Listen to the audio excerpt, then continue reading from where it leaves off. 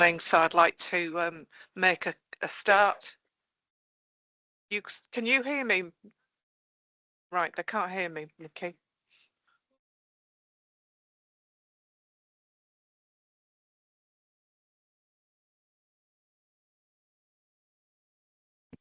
Can you hear me now?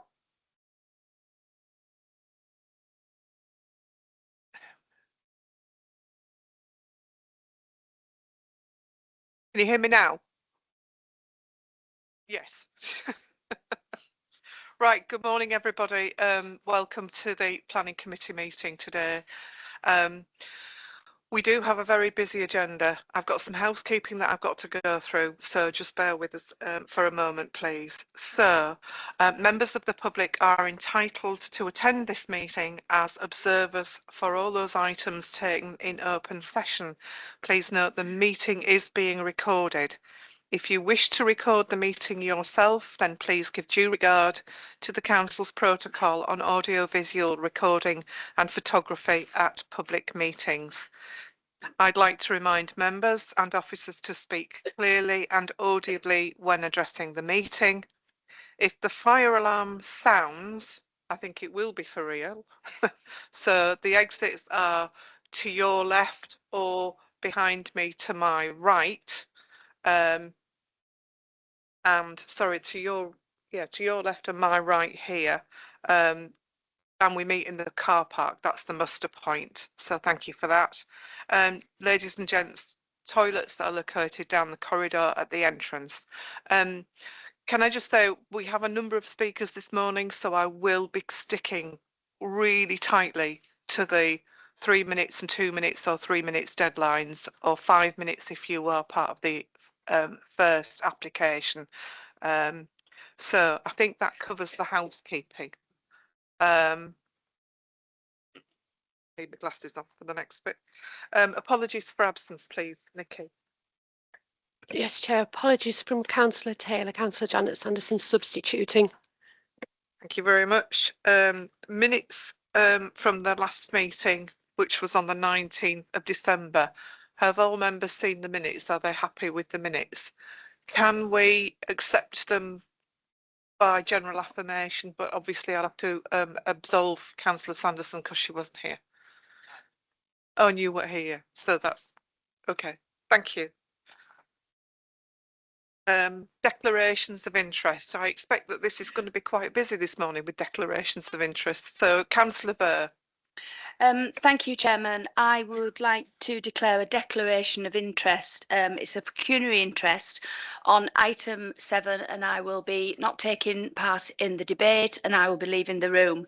It's on the agenda because I am a councillor. It is actually my husband's application and would have normally been dealt by delegation. Just for transparency, I would like to say that I have not lobbied or spoken to any councillors on this committee about this application. Thank you. Thank you, Councillor Burr. Councillor Andrew. Agenda item 4. I sit on the National Parks Committee. I have taken no part in any decisions on the application. However, in the interest of transparency, I will be taking no part, and I will be leaving the chamber while it's discussed. Thank you very much. Anybody else? Councillor Baker.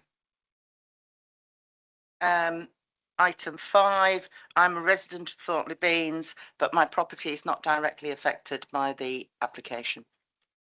Thank you very much. Anyone else? From the chair, I've got to say that I have been lobbied on items 4. I think I've been lobbied on items 5. And that's it. Thank you. So they're personal, non-prejudicial, non-pecuniary. Chair, yes, I've been lobbied on item 4 as well. Okay.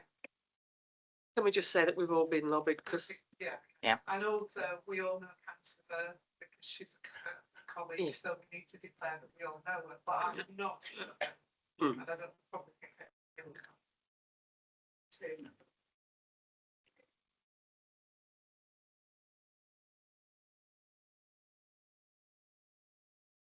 I'm going to move swiftly on now to the first planning application for item 4. Councillor Andrews is leaving the room.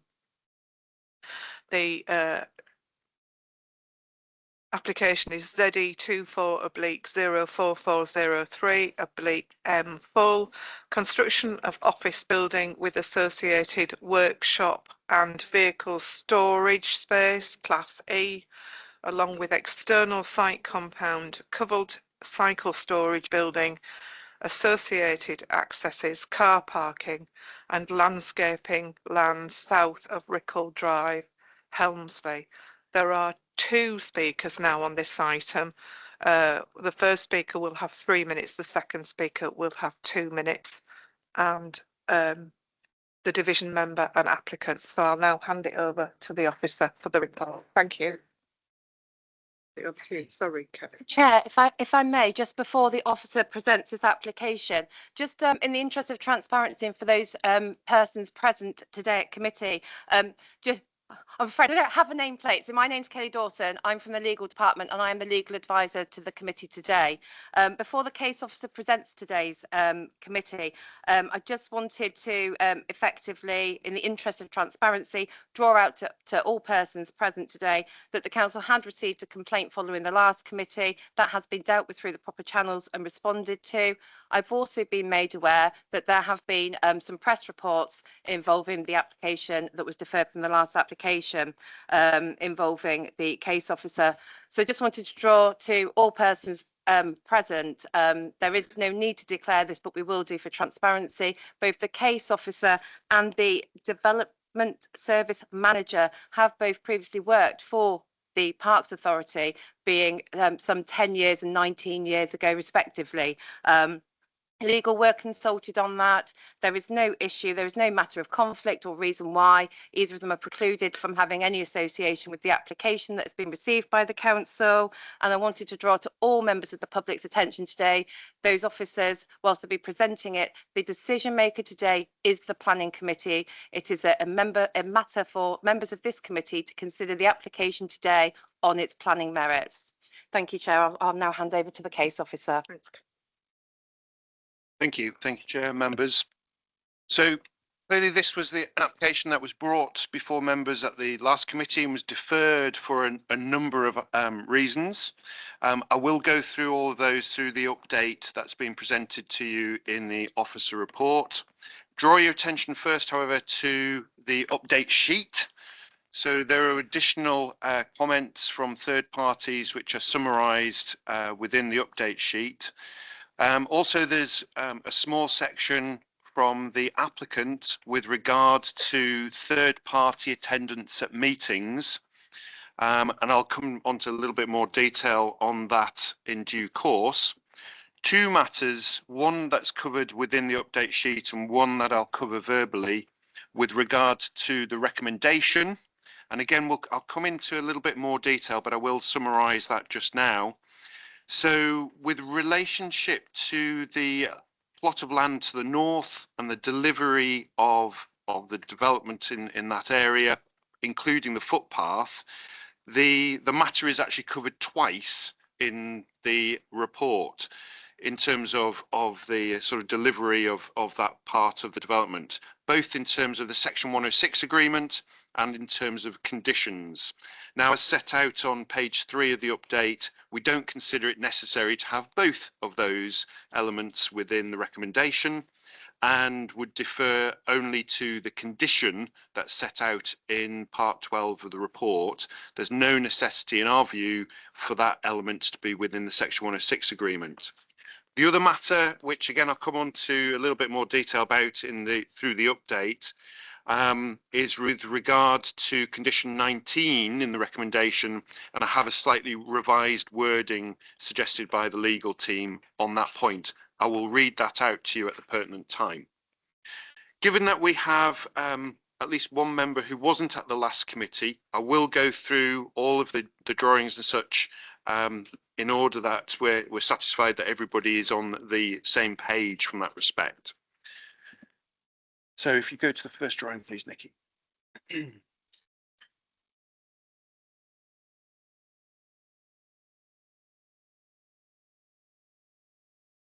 Just if I could ask for your patience, the monitor's been a bit awkward. So I might not move the presentation on as quickly as normal.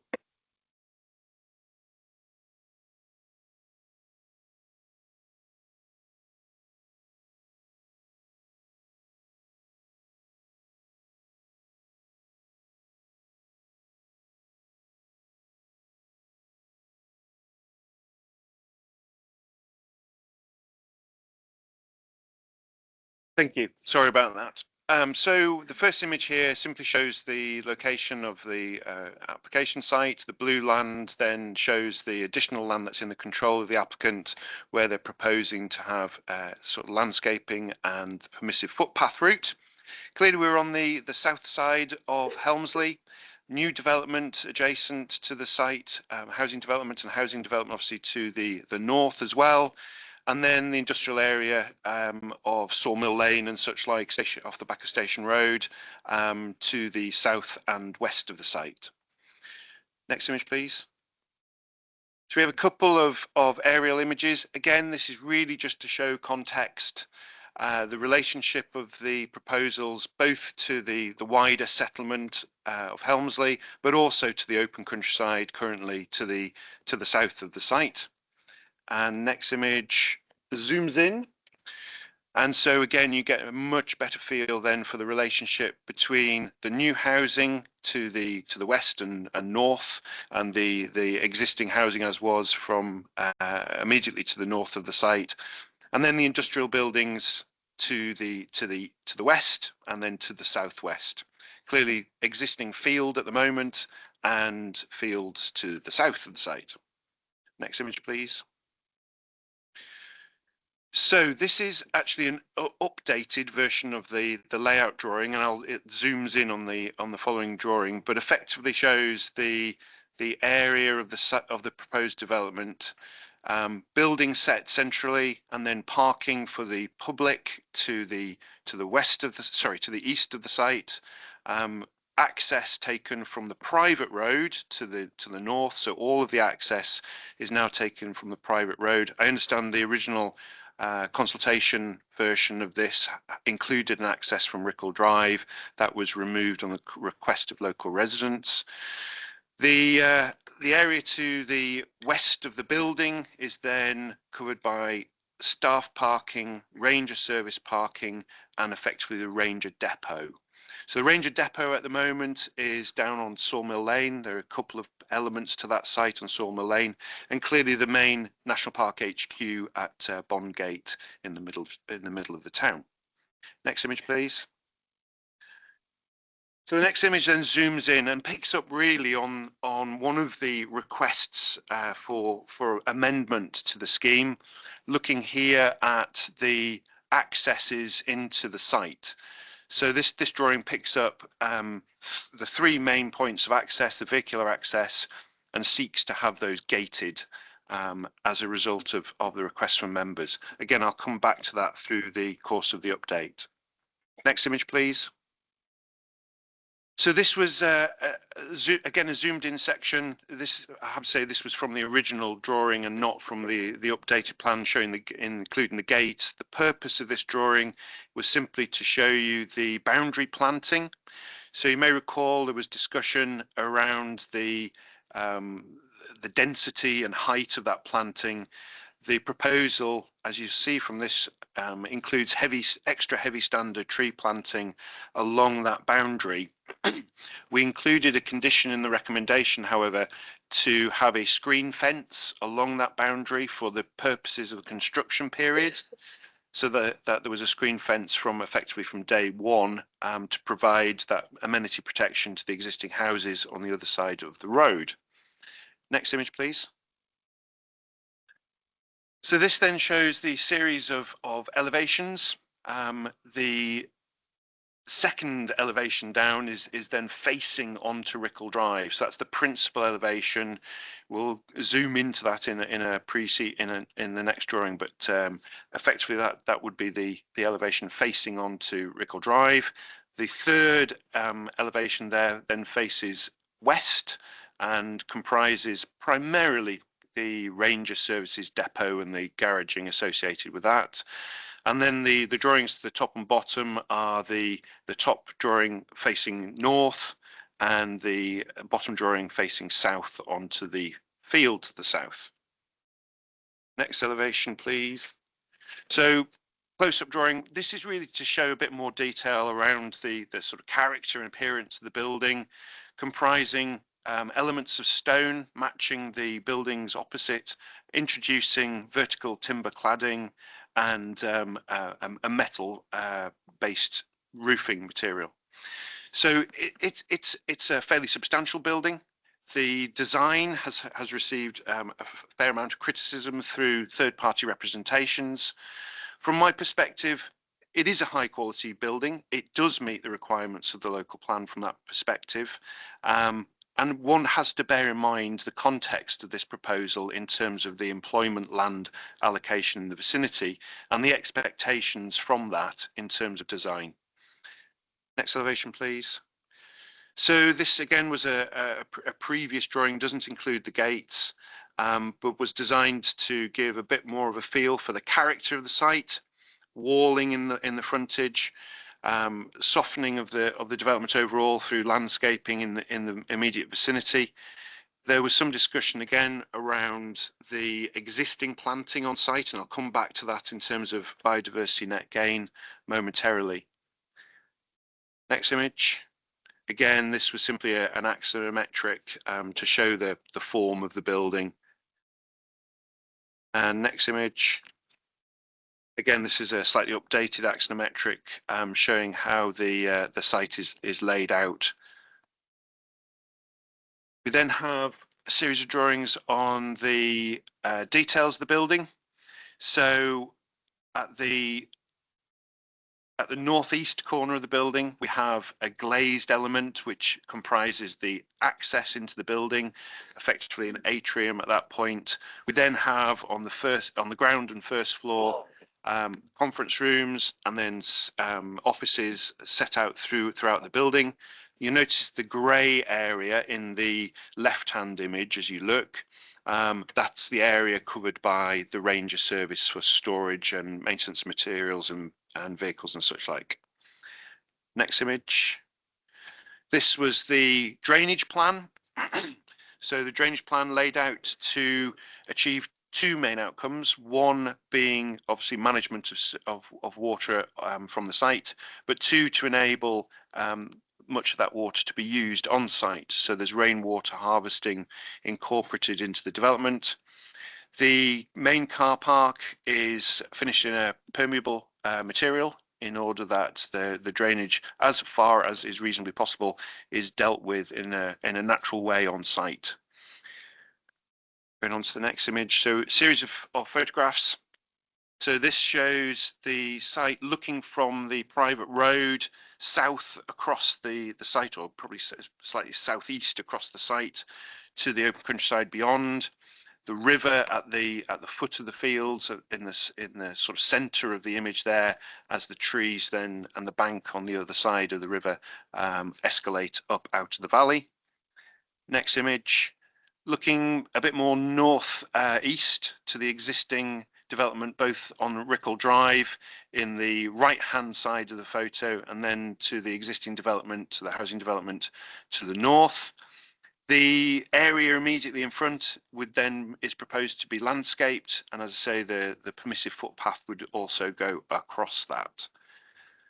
Next image is looking up Rickle Drive, so the development to the left, and you can see the private access just protruding on the edge of the image there. A number of people have commented on the relationship of houses in the vicinity to the proposed development in terms of both road safety, but also general issues regarding health and safety. I've got another image coming next, which from Google, to give a bit more of a relationship of those houses further up. The two houses here, or the three houses in the immediate vicinity here, would look directly out onto the proposed development. So it's these houses at this end that have a direct impact in terms of both the physical appearance and the physical presence of the building, but also in terms of the comings and goings of vehicles in that immediate vicinity, and clearly making a turn into the access as much as anything. I think there's been quite a lot of discussion put forward with regards to the open plan nature of the housing and the propensity of that's fine. And the propensity of children to be occupying the area in front of these houses, or potentially the road as well. From officers' point of view, whilst that's clearly an issue for us to look at in the determination, it is a material consideration. The design and layout of the road had been put in place with development in mind. It's not that it was only designed for the housing that now exists, nor was it designed to be utilised as a play street or anything of that nature, where the design would be very different from this and would give priority then to pedestrians. So the discussion that we've had with the Highway Authority has been very much that the requirements for highway safety are met. From the point of view of other health and safety issues, in terms of that relationship to the properties that you see in the vicinity, as I say, whilst those are matters that you should consider in the determination, from officers' perspective, those matters would not then warrant a recommendation for refusal, but they are matters that you should consider. Next image, please. So this is just looking west across the edge of the site. Picking up on the signal box, we consider that to be a non-designated heritage asset. So we consider that in the planning balance. Clearly, where we have designated heritage assets, of which there are a number in the town, comprising mainly the conservation area and a significant number of listed buildings. So any designated heritage asset must be given great weight and importance in our decisions. From our perspective, there is no harm on those designated heritage assets.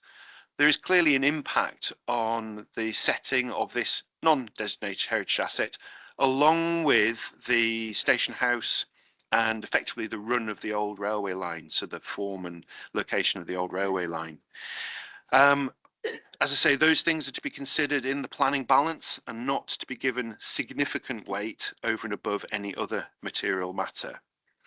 Next image. This shows the two adjacent buildings, so warehousing buildings immediately adjacent to the application site. And again, from a bit further away, so just at the junction of the private road and Rickle Drive, looking across the application site, again, to give you some context with those existing industrial buildings in the near vicinity. Next image, please. So this is then the link footpath. So quite a lot of discussion around the permissive route that's proposed in the National Parks application.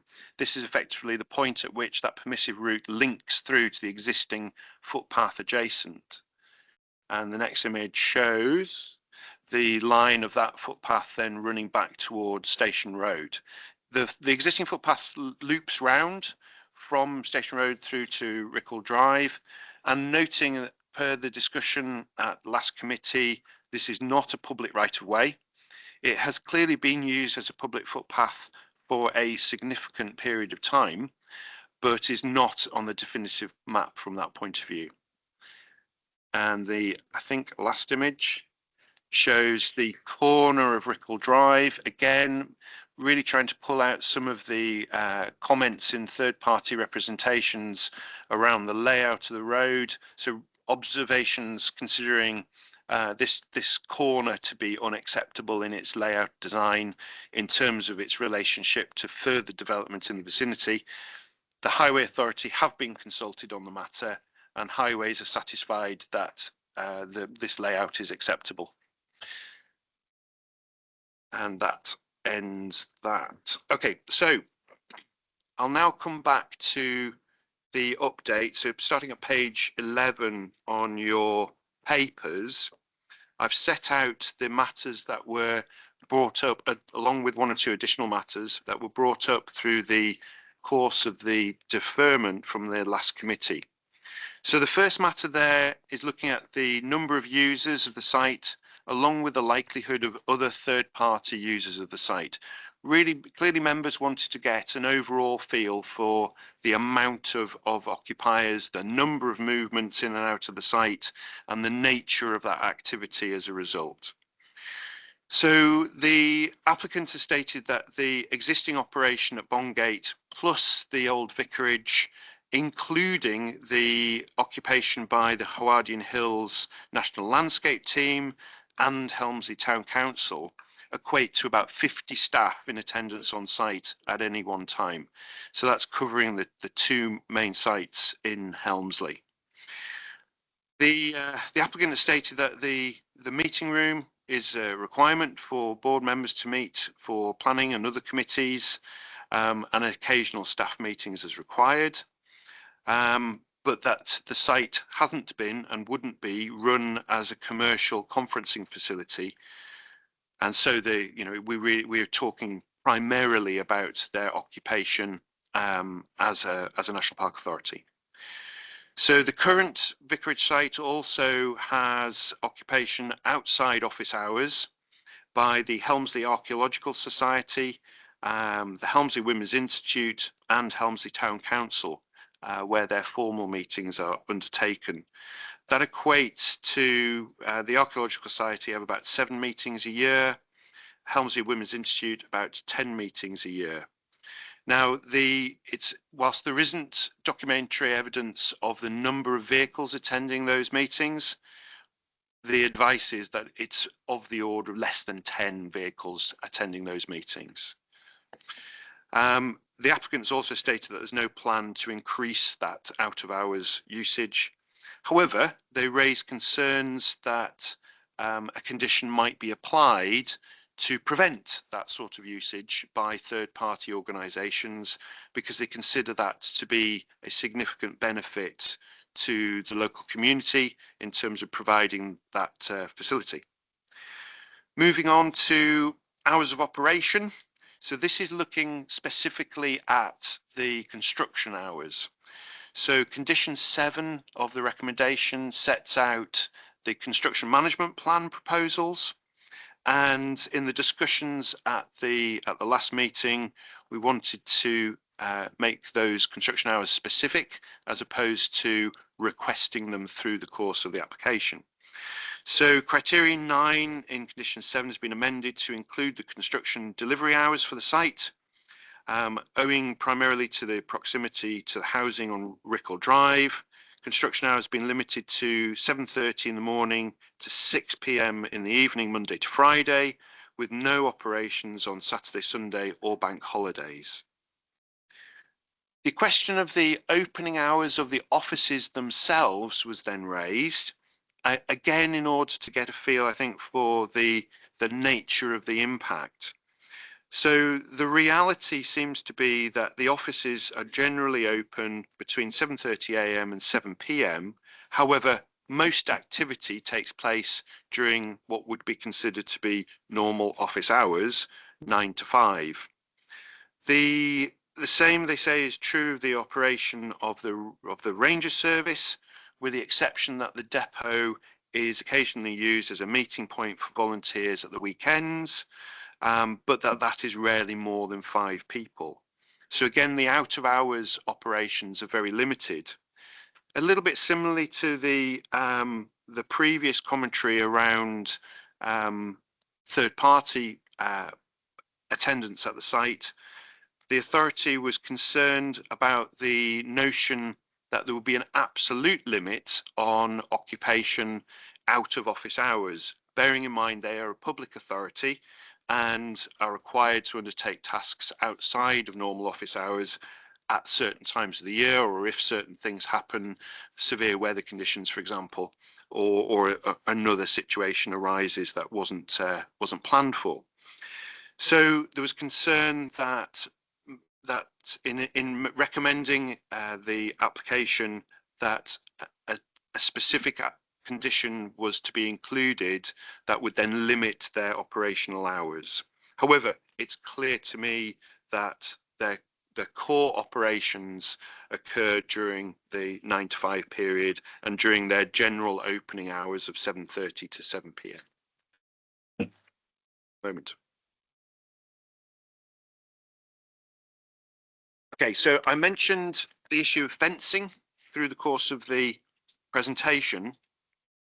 There was concern about the notion that a security fence might be built around the site, bearing in mind permitted development rights allow for up to 2 meters away from the highway and 1 meter adjacent to the highway. So notionally, a security fence could have been built around the site without reference to this committee or to the planning authority. So we've included in the recommendation the removal of permitted development rights pertaining to fencing. So effectively, if any fencing was proposed other than the area around the ranger depot, which is already included with fencing as part of the application, if any other fencing around the site was proposed, then it would require planning permission. The question of the entrance barriers, so again, I mentioned that in the presentation previously. Again, the idea here was to prevent antisocial behaviour, primarily in terms of third parties in vehicles coming into the car park, hanging around or doing whatever third parties might do from that perspective, to barrier those car parks. So the proposal is effectively on each of the vehicular entrances to have a pair of agricultural gates. So they're wooden gates, 5-bar style gates, no security fencing as such, but would prevent vehicular access into the site. They've been designed, we had a couple of iterations to be fair, but they've been designed to either open out onto the landscaping such that they don't impede either parking spaces or access, and otherwise to open right out in order that they would be effectively pinned back at the beginning of the day to allow access into the site. They would be accessible, as the Sawmill Lane site currently is, by way of a combination lock. So if there was any issue about out of hours working, there would be access by staff into the site on that basis. Coming to the permissive footpath. Now, as I set out in the presentation the last time we considered this, I don't consider, and it's not covered in the allocation policy, I don't consider the permissive footpath from an officer's point of view to be necessary to make the development acceptable. However, clearly members were concerned about its delivery. I mentioned previously around the matter of the delivery of the footpath and that landscaping, and certainly should members consider that to be an important element that needs to be included, we do have that conditioned to be delivered in the recommendation. As I said at the outset, there isn't necessity in my view to have that within the Section 106 agreement. It can simply be dealt with through the condition. So the other matter then was a question of the protection of the rest of the footpath, bearing in mind it's not currently a public right of way. The view that we've taken has always been that the loss of that route was low risk because of its longevity. However, I couldn't give members that guarantee, because clearly if a third party who owned or had direct access to that site sought to close it, you know, that is something that they potentially could do. The risk to them clearly is that a local resident or the town council seek to have the route added to the definitive map. So they would then look to local representation in terms of the use and longevity of that use, nature of the use, how many times a week, etc., etc., etc. So looking at the whether or not that should be then legally added to the definitive map. That would be a matter for third parties to consider as and when. From my perspective, that's not a matter that we can seek for the applicant to pursue. clearly there is representation within this room in terms of an expectation that the authority would assist in that matter if and when something came forward from that perspective. Moving on to the use class. So in the allocation document, the use classes are covered in the old terms of B1, B2 and B8. So that covers a wide range of matters, including light industrial in B1. It includes effectively anything that you would expect to find in a small industrial park of this nature. The issue is that the use classes order has changed since that was adopted, and we now have the E class. Now, on page 13 of the report, I set out the implications of the E class as a whole, which above and beyond the B1, B2 and B8 uses also includes retail uses. So the view I've taken is that the E-class uses which are retail shouldn't be included within a condition that then controls the use of the site. But anything else that's within the allocation policy should be. So 2.27 in the report sets out those uses that the condition that's proposed in the recommendation would then allow for. So it effectively allows for any of the E uses which exclude retail. Moving on to biodiversity net gain. So there was a question around, well, twofold, I suppose. One around the question of trashing of the site and one around delivery of biodiversity net gain. So in terms of delivery of biodiversity net gain, the requirement legally today is effectively that there is a measurement of the biodiversity on site in terms of its biodiversity units, and then there is a condition applied, statutory condition, which requires delivery of 10% more than the development had on the site in the first place. That is not something that we have to have in front of us in order to make a determination on the application. In this particular case, the National Park have provided some more detail, and that effectively is to enable works to the Sutton Bank plantation to carry out all of the biodiversity net gain at the Sutton Bank site. Now, they are not including in their calculation any of the proposed works in the vicinity of this application. They could do. There wouldn't be anything to stop them from doing that, but they've taken a view that they're looking to deliver the legal requirements on another site. So the additionality from the land immediately to the north and any planting that's within the site itself isn't included in any of those calculations. In terms of the trashing of the site and the original assessment of biodiversity on site, the information that's been provided and set out at 2.28 in your report sets out the works, the individuals who carried out those works of assessment, who were independent from the National Park in making that assessment. From my perspective, I am entirely satisfied that the work that has been done is in line with the requirements of the biodiversity net gain metric, the Environment Act and your planning policies. So I'm satisfied that those matters are entirely in hand.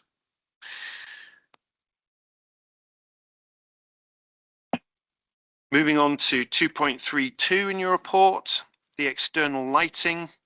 So again, this is covered by condition. In any case, the applicant has then made a statement to hopefully give members some confidence that the design which we would then be assessing is acceptable. The lighting scheme will be dark skies friendly, avoiding light spillage into domestic properties, and will be subject to approval by the planning authority. One of the special qualities of the North York Moors is its dark night skies, and this doesn't begin and end at the administrative boundary. The authority's lighting scheme will be fully compliant with current best practice. So again, that's something that we have direct control over. The issue of dark skies, the National Park, I have to say, regularly bring up with us as the adjoining planning authority when we're looking at consultations between the two. Then the question of coordination of the sites. So this is a matter from the local plan policy, so the Helmsley plan policy, which seeks coordination between developers over the site as a whole, and the concern that, you know, if there isn't coordination, that we end up with a sporadic development with lacking coordination in terms of their access, both vehicular and pedestrian, and the layout of the site effectively doesn't hang together. The view that officers have taken to date is, because of the relationship and form of this building and its relationship to the highway network and the footpaths in the vicinity and such like, that the issue of coordination simply doesn't become a matter that's prejudicial to the determining of the application. The applicant has added a little more to that in paragraph 2.33. Being conscious in the submission of ensuring design and siting of the office building takes account of the housing on 183, which is the allocation of the adjacent land, by amending the draft plans following pre-application consultation. Ensuring the natural stone on the housing was reflected in the main elevations of the building and entrance walls, setting it away from the housing with a greater area of landscape planting to provide an adequate buffer between the sites, and removing one of the access points directly off Rickle Drive. The proposals include landscaping and providing public access through the land to the north of the office building, meeting the plan's requirements for green infrastructure and community benefit. Without knowing the detailed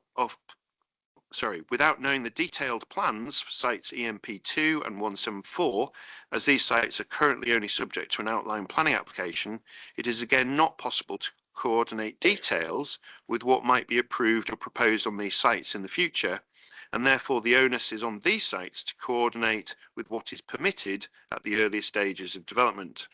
However, we have been aware of the need to protect the southern boundary of the office site to avoid any potential issues of overlooking from either the MPA proposal or future buildings on EMP2 by moving the original siting back from this boundary. Though these issues can of course be addressed by both the developer and the LPA when a detailed application for this site is considered.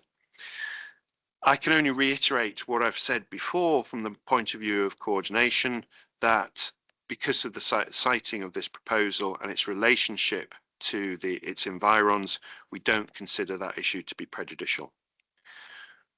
Okay, so since the report was previously published, we have had a number of representations. I've mentioned some of those already set out in the update sheet, and I will reference that back, to be fair, because I've had a number of further representations since the update sheet was published. So at page 3 of the update, we have additional observations summarised, and this sets out a number of matters that were considered to be of concern and remain of concern as a result of the proposals. Further to that, I've had the point reiterated with regards to health and safety implications, which I've outlined in the presentation earlier. A commentary that is considered the Helmsley plan is out of date and needs review, and that would be clearly a matter of formal consultation. And commentary that, again, about the design, stating that the design is not considered to be good enough for Helmsley, that given the nature and the character of Helmsley as a whole, that the proposal here should be an exemplar in terms of design. So coming back to the recommendation, I said I would cover off condition 19 and a proposed amendment following consultation with the legal team. So condition 19 was the removal of permitted development rights for fencing.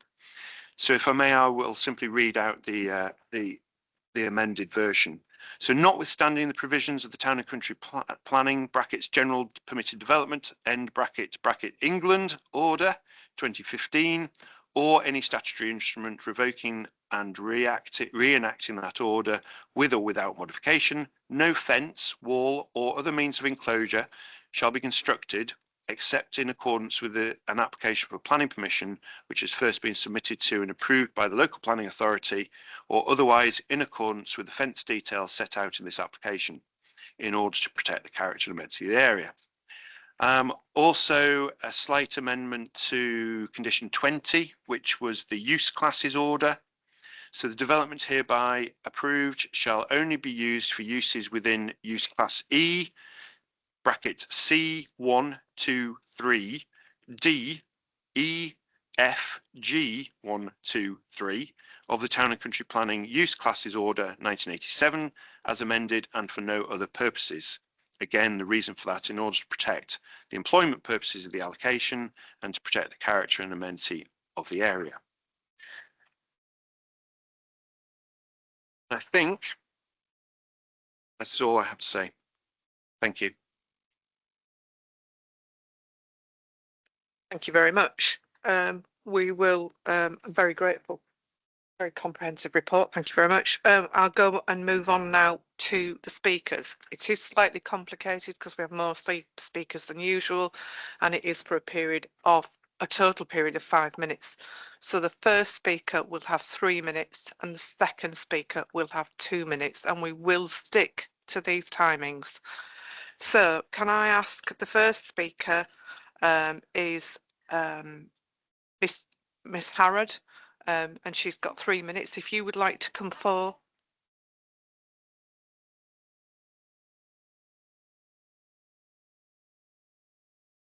You say we have 5 minutes. Who is the second speaker for the 2 minutes? Second speaker who has been given. Normally, there is one speaker per application as an objector, and it takes 3 minutes. Yes. I gave some discretion so that there could be 2 speakers on this, or more than 1 speaker on this topic. Thank you. The first 3 minutes was to be between yourself and Mr. Skian, and now it's just yourself. Definitely. And the second speaker is Mr. Falchikov, who has 2 minutes. And that is he here? I have no idea if he's here. Is Mr. Falchikov here? But you don't get his 2 minutes. You only get 3 minutes. I was just going to ask you, we've just listened to Mr. Jones. Would it be possible just to have a few extra seconds? I've got 3 minutes. No, you've got 3 minutes. Thank you. Good morning. I'm speaking on behalf of Rickle Drive residents who strongly oppose the Park Authority's development at the end of our residential street. It's the wrong development on this land. It should be residential. It will cause harm to the community. It will impact our health and safety. It will turn our street into an industrial estate rove and pave the way for more harmful development. The National Planning Policy Framework highlights the need to consult the community, to focus on our health and well-being, to reduce pollution and traffic emissions, to introduce low traffic neighbourhoods. So why doesn't that apply to us? Why are we being ignored? We're a community of 400 residents, homes with young families and retired folk line Rickle Drive.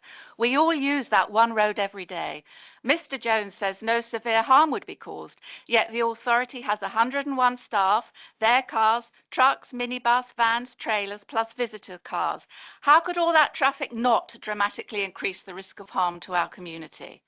In his latest letter, CEO Mr. Hines says he cannot accept any hard conditions on out-of-hours and weekend opening times, as discussed here last month. He wants other groups to use their premises in the evenings, wants his staff and rangers to have access at all times, including weekends, doesn't care about blighting residents' lives. It's actually outrageous. The town plan states that projects at the end of Rickle Drive must be coordinated. This requirement hasn't been applied to this application. Mr. Jones has admitted it's a significant deviation. The flawed layout at Rymore Gardens is a perfect example of the lack of coordination. How can this application be safely decided when there's a second application for 50 houses and industrial units on the adjacent field? That was submitted 2 years ago. 100 objectors. Where is that application? It has a huge bearing on the one before you today. What is going on behind closed doors? The town plan says every application must leave open the option to connect with Sawmill Lane. That scenario would be horrendous for us and the residents living on that unadopted road, who are deeply anxious it doesn't happen. You see, it really is all connected and must be coordinated, including the footpaths. As for the conflict of interest point, we've heard what the legal advisor has said. However, the Nolan principles for conduct in public office state that the perception of conflict of interest must be avoided. 30 seconds left. There's been growing concern in the press this week. Questions must be answered. Residents must be assured of the impartiality of this process, and we are not. To conclude, we appeal to you as elected representatives of the people to support us. We believe there are no sufficient grounds to grant this application. We ask you to refuse it.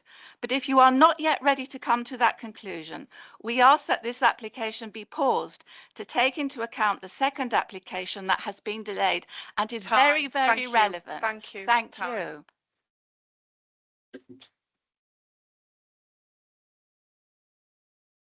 The next speaker is therefore Councillor Jabor. If you'd like to come forward, Councillor Jabor.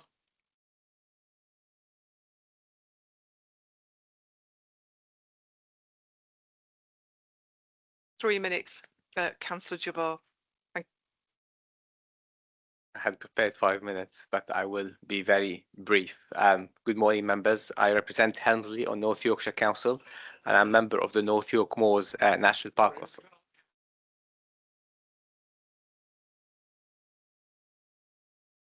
Good morning, members. I represent Helmsley on North Yorkshire Council, and I'm a member of the North York Moors National Park Authority. Today is one of the rare occasions a councillor is speaking on behalf of residents to argue for more houses in their backyards. Not all members were here last time when I made my statement, so I'm going to reiterate some of the points I highlighted before. You'd have seen when you visited the site that this is a quiet residential area where the community enjoys a peaceful life. The local plan for Helmsley discusses this specific site, and on page 57 makes it clear that the development should be coordinated with adjacent sites to ensure an integrated form of development is achieved, including vehicular and pedestrian access. While each planning application should be considered on its merits, in this instance, the local plan requires the development to be coordinated with adjacent sites. The problem is that officer's report for today's application admits in paragraph 2.3 that the lack of coordination with adjacent sites is a significant element of deviation. These are the officer's words, and actually the officer has just reiterated these concerns once again in his introduction today. There is a live planning application for the two adjacent sites. It was not mentioned clearly today, but it was last time. I'm not going to talk a lot about it because it was not highlighted, but that application, we don't know what is going to happen with it. We don't know officers' views and whether the planning committee is going to approve it. If that application is used entirely for housing, it will result in 50 to 60 extra dwellings. In such a case, the impacts of today's application, including traffic and change of the character of the area, would not be appropriate. Officers' reports actually concedes in paragraph 2.5 that today's application will result in change to the character of the area. So please consider the other application before making this irreversible decision. That application was submitted more than 18 months before today's application, yet it is still on hold. And in terms of the number of people who attend the community events, members actually had the area constituency committee at the offices at the National Park. Thank you. Thank you.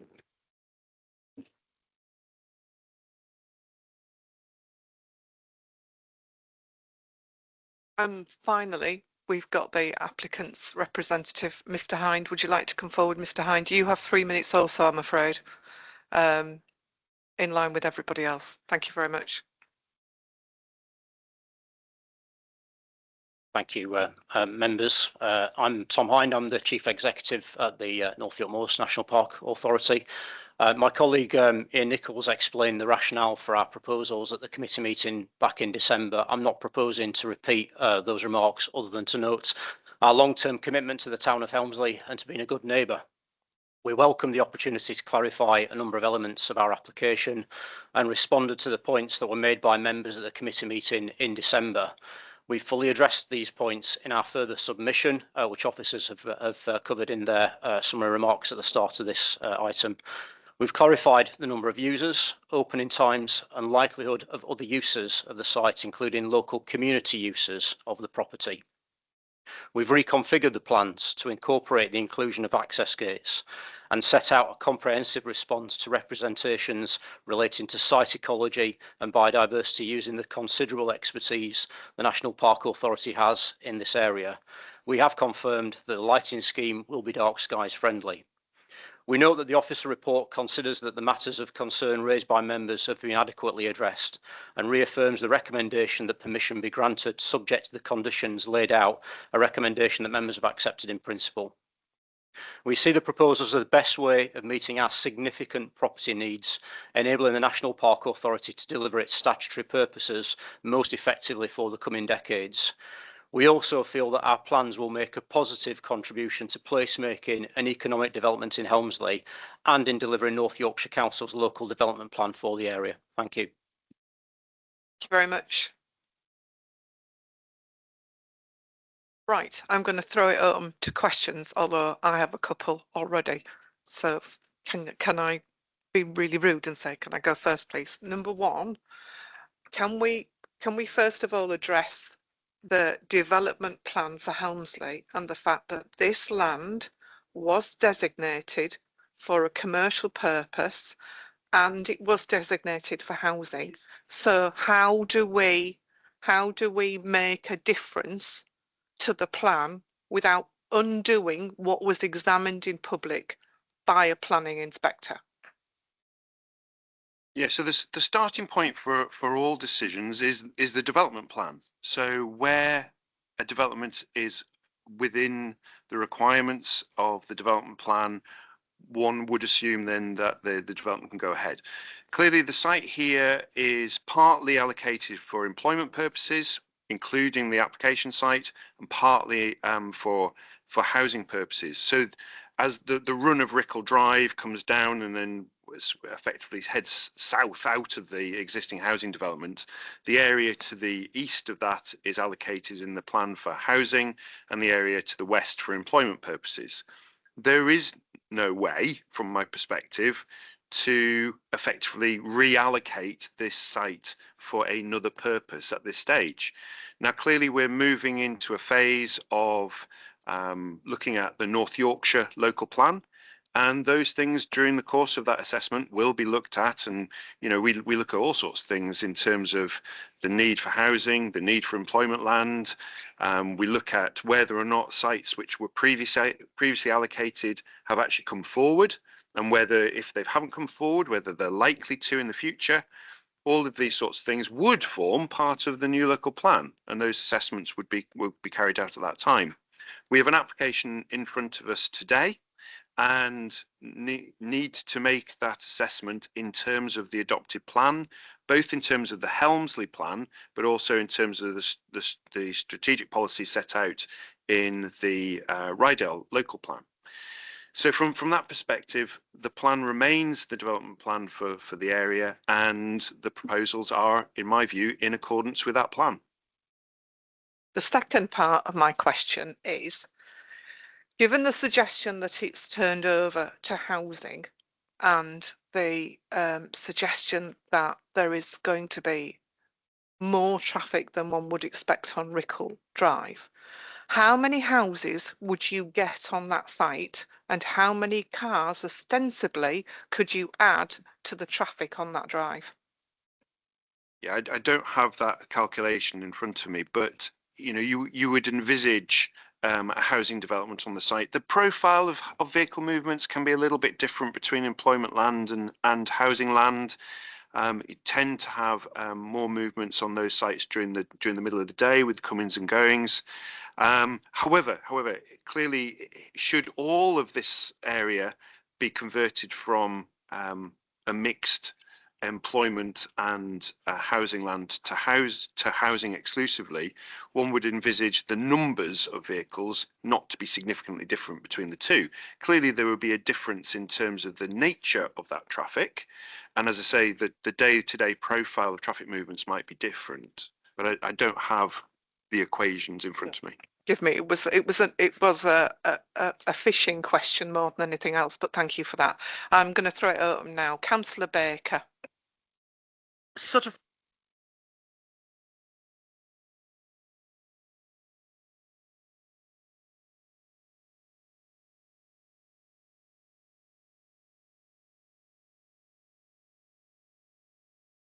Sorry, when the houses were built or were in construction on Rickall Drive, presumably at that point, this site was designated as it is now. So presumably anybody buying a house on Rickall Drive, when their solicitor did their search, this would have come up. And so when they bought their properties, I assume they were aware of the fact that this site would not be for housing. I'm just asking that, if they were aware at that point. So I can't confirm whether or not they were aware. What I can confirm is that data was available. So the information pertaining to the allocation would have been available to any purchaser of a property in the vicinity, because it was all part of the allocation by the time that, bearing in mind, those buildings were in the allocation as well. So absolutely that data was available. Whether or not they had an awareness, I couldn't comment on.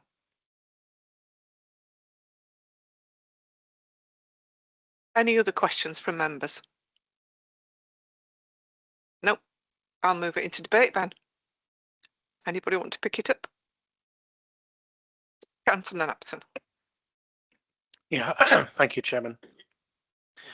I mean, I do understand about the allocation and understand that the residents should have been aware. If they weren't aware, that's a fault of their solicitors, and back to their solicitors they should go. However, two concerns. Well, I'm still concerned about the footpath. I can't understand why the National Parks response wasn't, oh yes, we've now requested that be added to the definitive map. How hard is that? And given they've got a legal department, I just struggle to understand why they wouldn't have put in a request to North Yorkshire Council asking for it that to be added to the definitive map. I'm very, very puzzled as to why they wouldn't wish to try and secure that route for their development.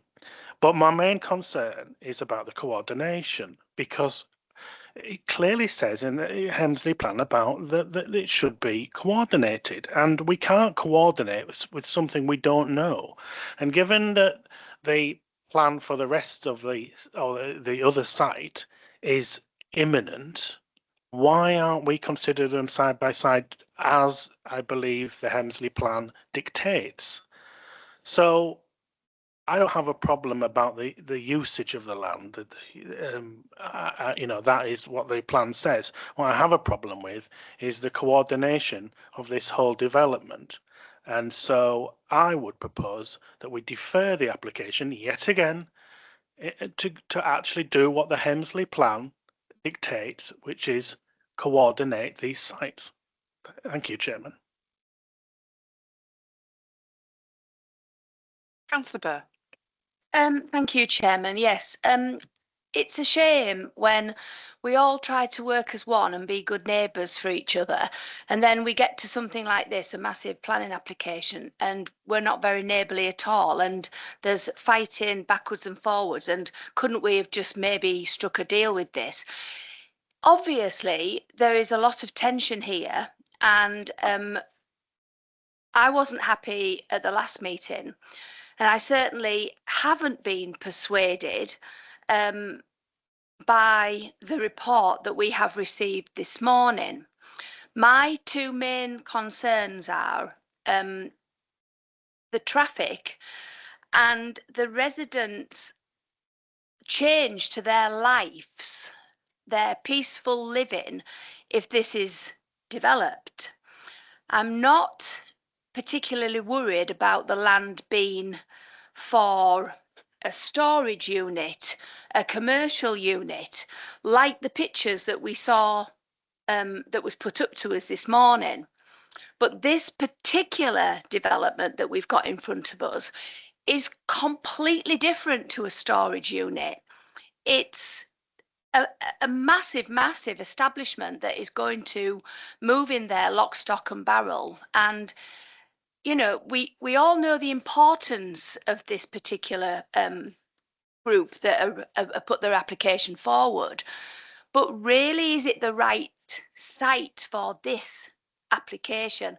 I still have my concerns, and when something doesn't sit right with me, I either abstain or vote no.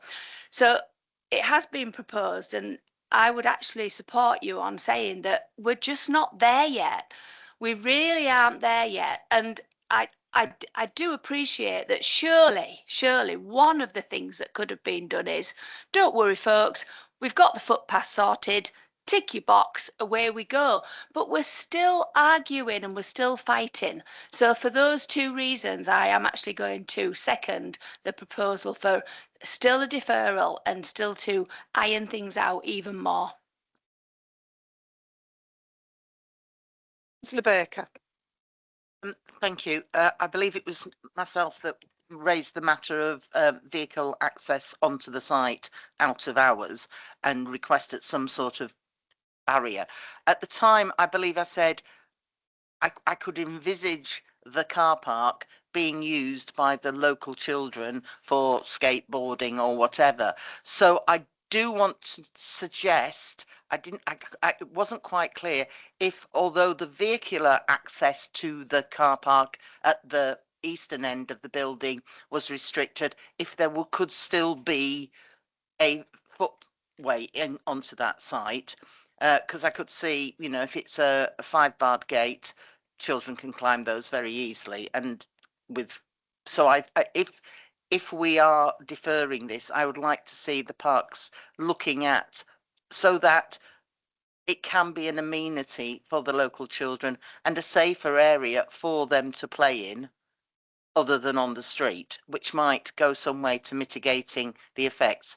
On another point, I take what Councillor Burst said about the building, and if this is withdrawn and they look elsewhere to place the building, we've still got this site, and there could be something else that is not as acceptable to the local residents. So in the balance of things, whilst I get we're not happy with it, I think this could be the better bet for the residents than something else. Thank you. Councillor Sanderson. Thank you, Chairman. I obviously wasn't at the last meeting when this came before committee, and I haven't listened to it since, or any of the views. In fact, I've stayed fairly well back from this because I've been quite busy. But I did read the report very, very thoroughly. And I didn't go on the site visit. However, I do know the site well. And so I do feel that I know the area.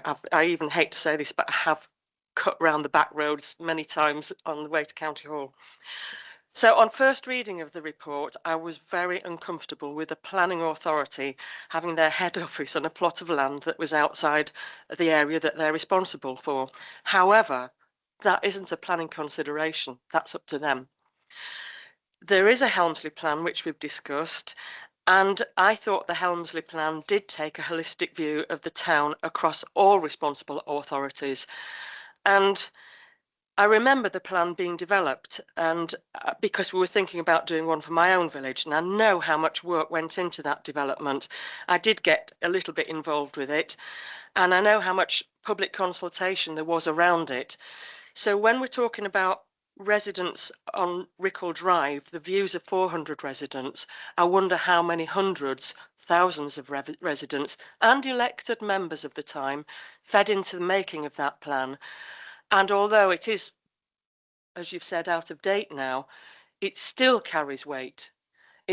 That the views of those residents still have to carry some weight, as does the Rydale plan, which is out of date. So the area in that plan is designated as employment land, and the design and the building, I think, reflects that, but also sensitively looks to the residential area nearby. There's another problem that I have, and that is the BNG. And I know it's not a statutory requirement for this application, but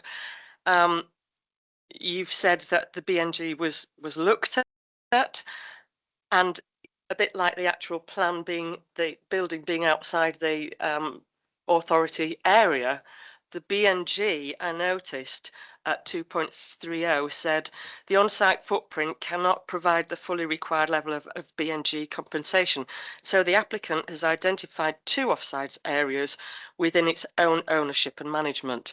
So we have the issue, but the mitigation is actually on the other planning authorities' land, which seems it's not a statutory obligation to do that, so it has no weight in planning terms. So I can't use that against it. It's just an observation that we take the hit, but they take the mitigation. A small point.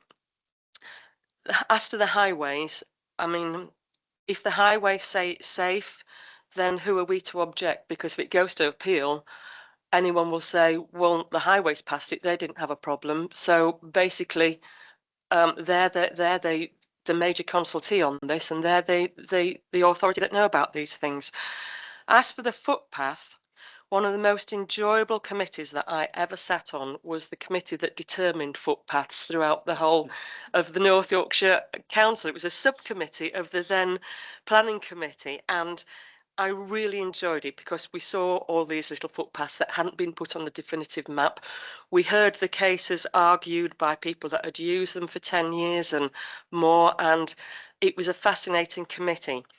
And North Yorkshire took the decision that as that committee had to make the decision, and then the final decision went to the Secretary of State, and that committee cost an awful lot of money to run, they decided that actually it was probably better to send the decision straight to the Secretary of State in the first place. I remember that happening because I lost my job and I was so disappointed about that. But I have still tried in the past to claim footpaths for the definitive map, and I think they go on for years. So you could take 20 years to get them on because the backlog is so long. So I think this is a pragmatic way of dealing with that approach to the footpath. So all in all, I'm interested in the rest of the committee's views, but the Helmsley plan, I still think, is that holistic approach for the town, and as such, I think we have to go along with what they've said, which is it's employment land, and this is designed to fit that scenario. Thank you, Chairman.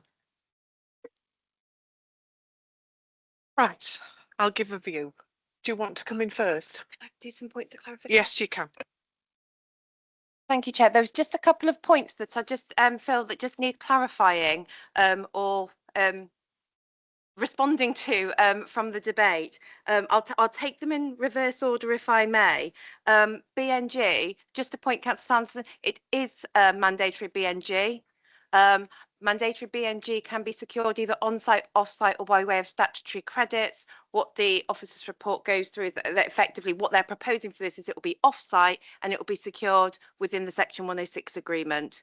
So it is compliant with the statutory BNG.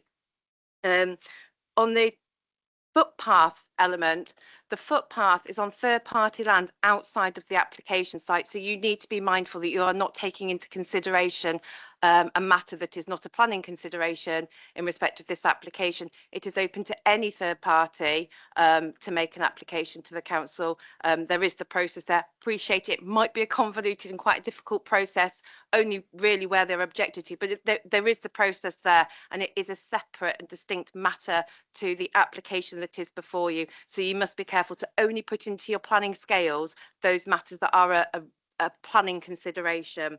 And the final point that I wanted to raise was effectively when determining an application, it's maybe worth just reminding members, obviously the statutory position is that you determine the application in accordance with the local plan unless any other material considerations dictate otherwise.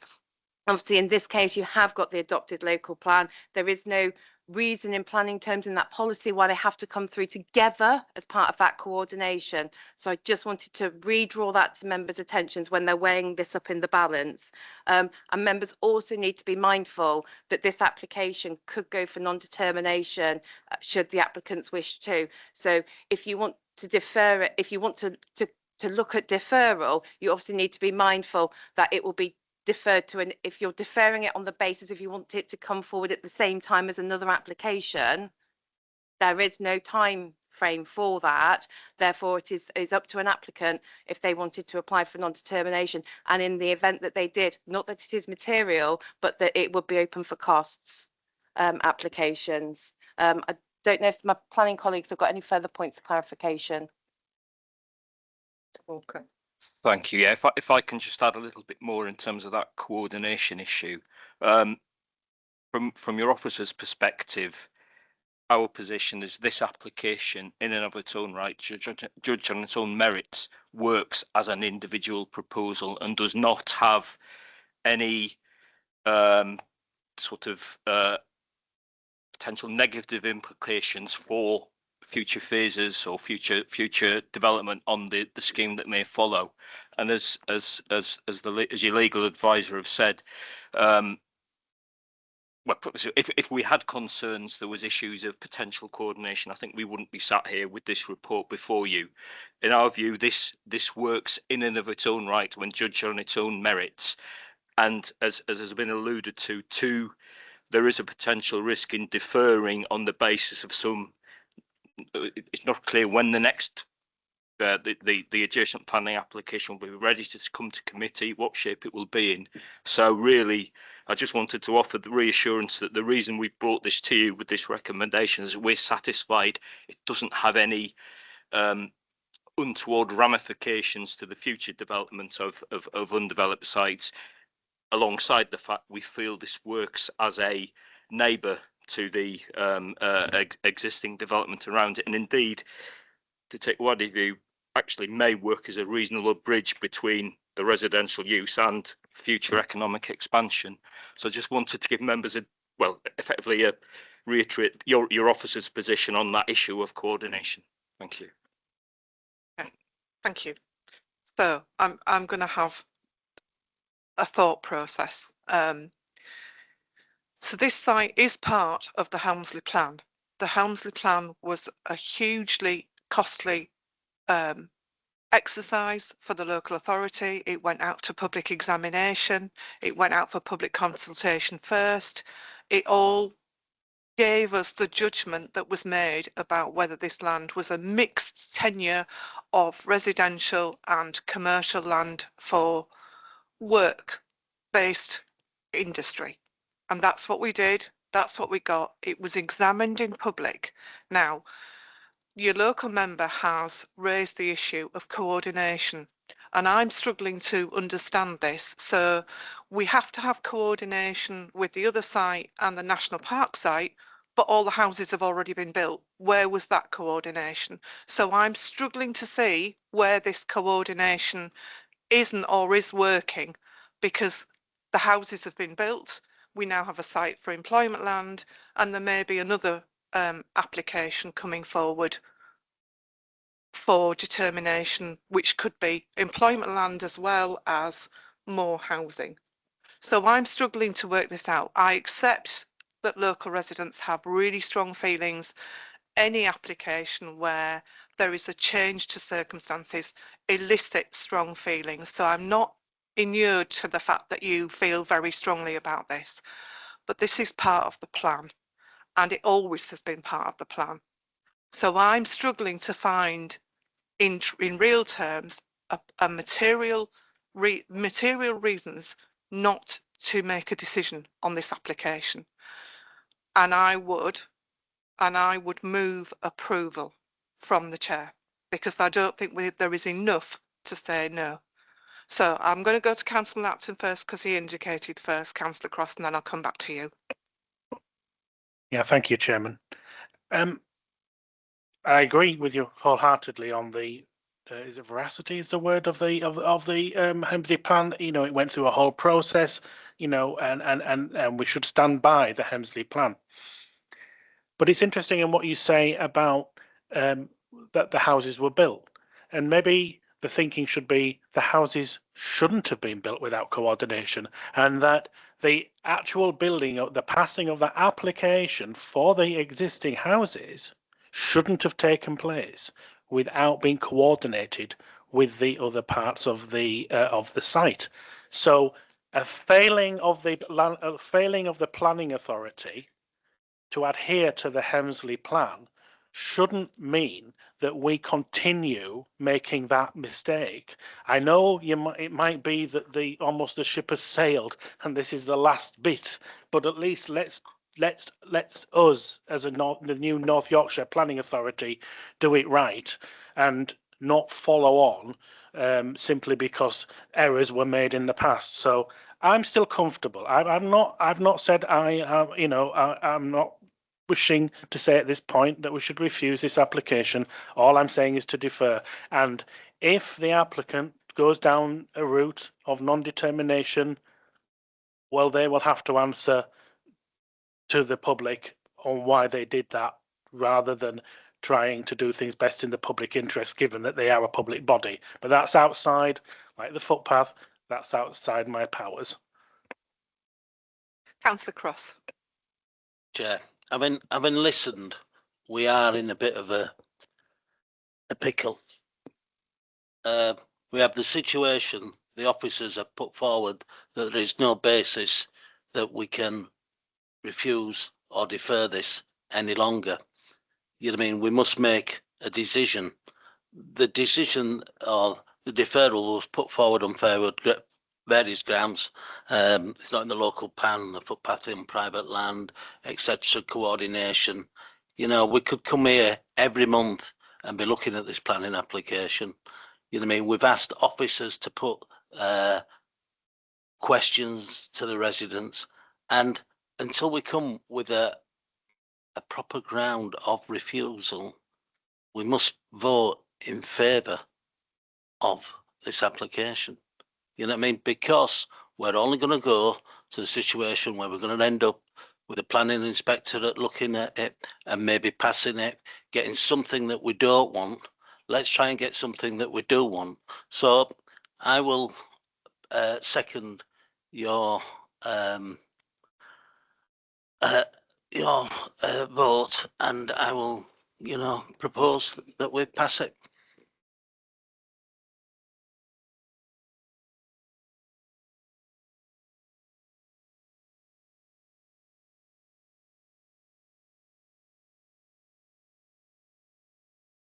Do officers want, this is the final call, to come back on anything, or I will then take it firstly to a proposal which we have in front of us, which has been moved and seconded for deferral. If that fails, then we'll move on and we'll take it for approval. Mr. Walker. Sorry, I wonder if it may be helpful for the vote for deferral, if that has been taken first, for both the members and the public, if we can just clarify exactly the reasons for deferral and effectively what members are, the expectation would be in terms of bringing it back to committee for consideration. Thank you. Can I ask the mover and the seconder for their specific reason for deferral, please? Yeah, so my reason for deferral is to ensure that we carry out what was specified in the Hemsley plan, that it should be coordinated with the other site. The simple fact that that hasn't been adhered to in the past shouldn't be a reason for why we should ignore that now, given respectfully that I understand the officers' position on why they think coordination shouldn't take place, but I think that the plan clearly says it should take place, and therefore we can't determine this without seeing both plans. Councillor Bird, did you want to add anything to it, or are you happy with that? Thank you. Do you want to come back? Sorry, I guess my one observation would be obviously the indeterminate potential timeliness of when that application could the other application come forward, and equally it could be that this time tomorrow that application is withdrawn, in which case where do we go? We have this application before us. But anyway, I'll I can come back on that, Chairman. Yeah, I agree. That's very. It's difficult, and that should have been addressed in the Hemsley plan, but it wasn't, and therefore we're stuck with that situation. Councillor Sanderson. Just thinking we have to get a bit pragmatic here, because you look at the application that's on the agenda types two down, and I was on planning committee when that came in 2013, and that still hasn't been built. So we do have to be pragmatic about this. I'm uncomfortable with it. Yes, I think it's been a really good debate and a really reasonable debate. But if we wait for that other application, we could wait for it forever. And if it goes to non-determination, it could be determined at appeal, and that means we get no local input at all. So I don't think it's a really great position we're in. So we're just going to have to balance that out, and can see that I'm going to get. We are just at the vote. Councillor Baker, last comment. Yeah, I mean, so if it is deferred, waiting on the next door site, for want of a better word, we could get to the situation that the next door site needs to be deferred because there's another next door site. Am I right in that? There's ours. Potentially, so because there's two sites potentially, one to the south of this site and a site to the south of the Rickall Drive development, isn't there? So what I'm saying is we could get a sort of knock-on effect here if we, am I right? The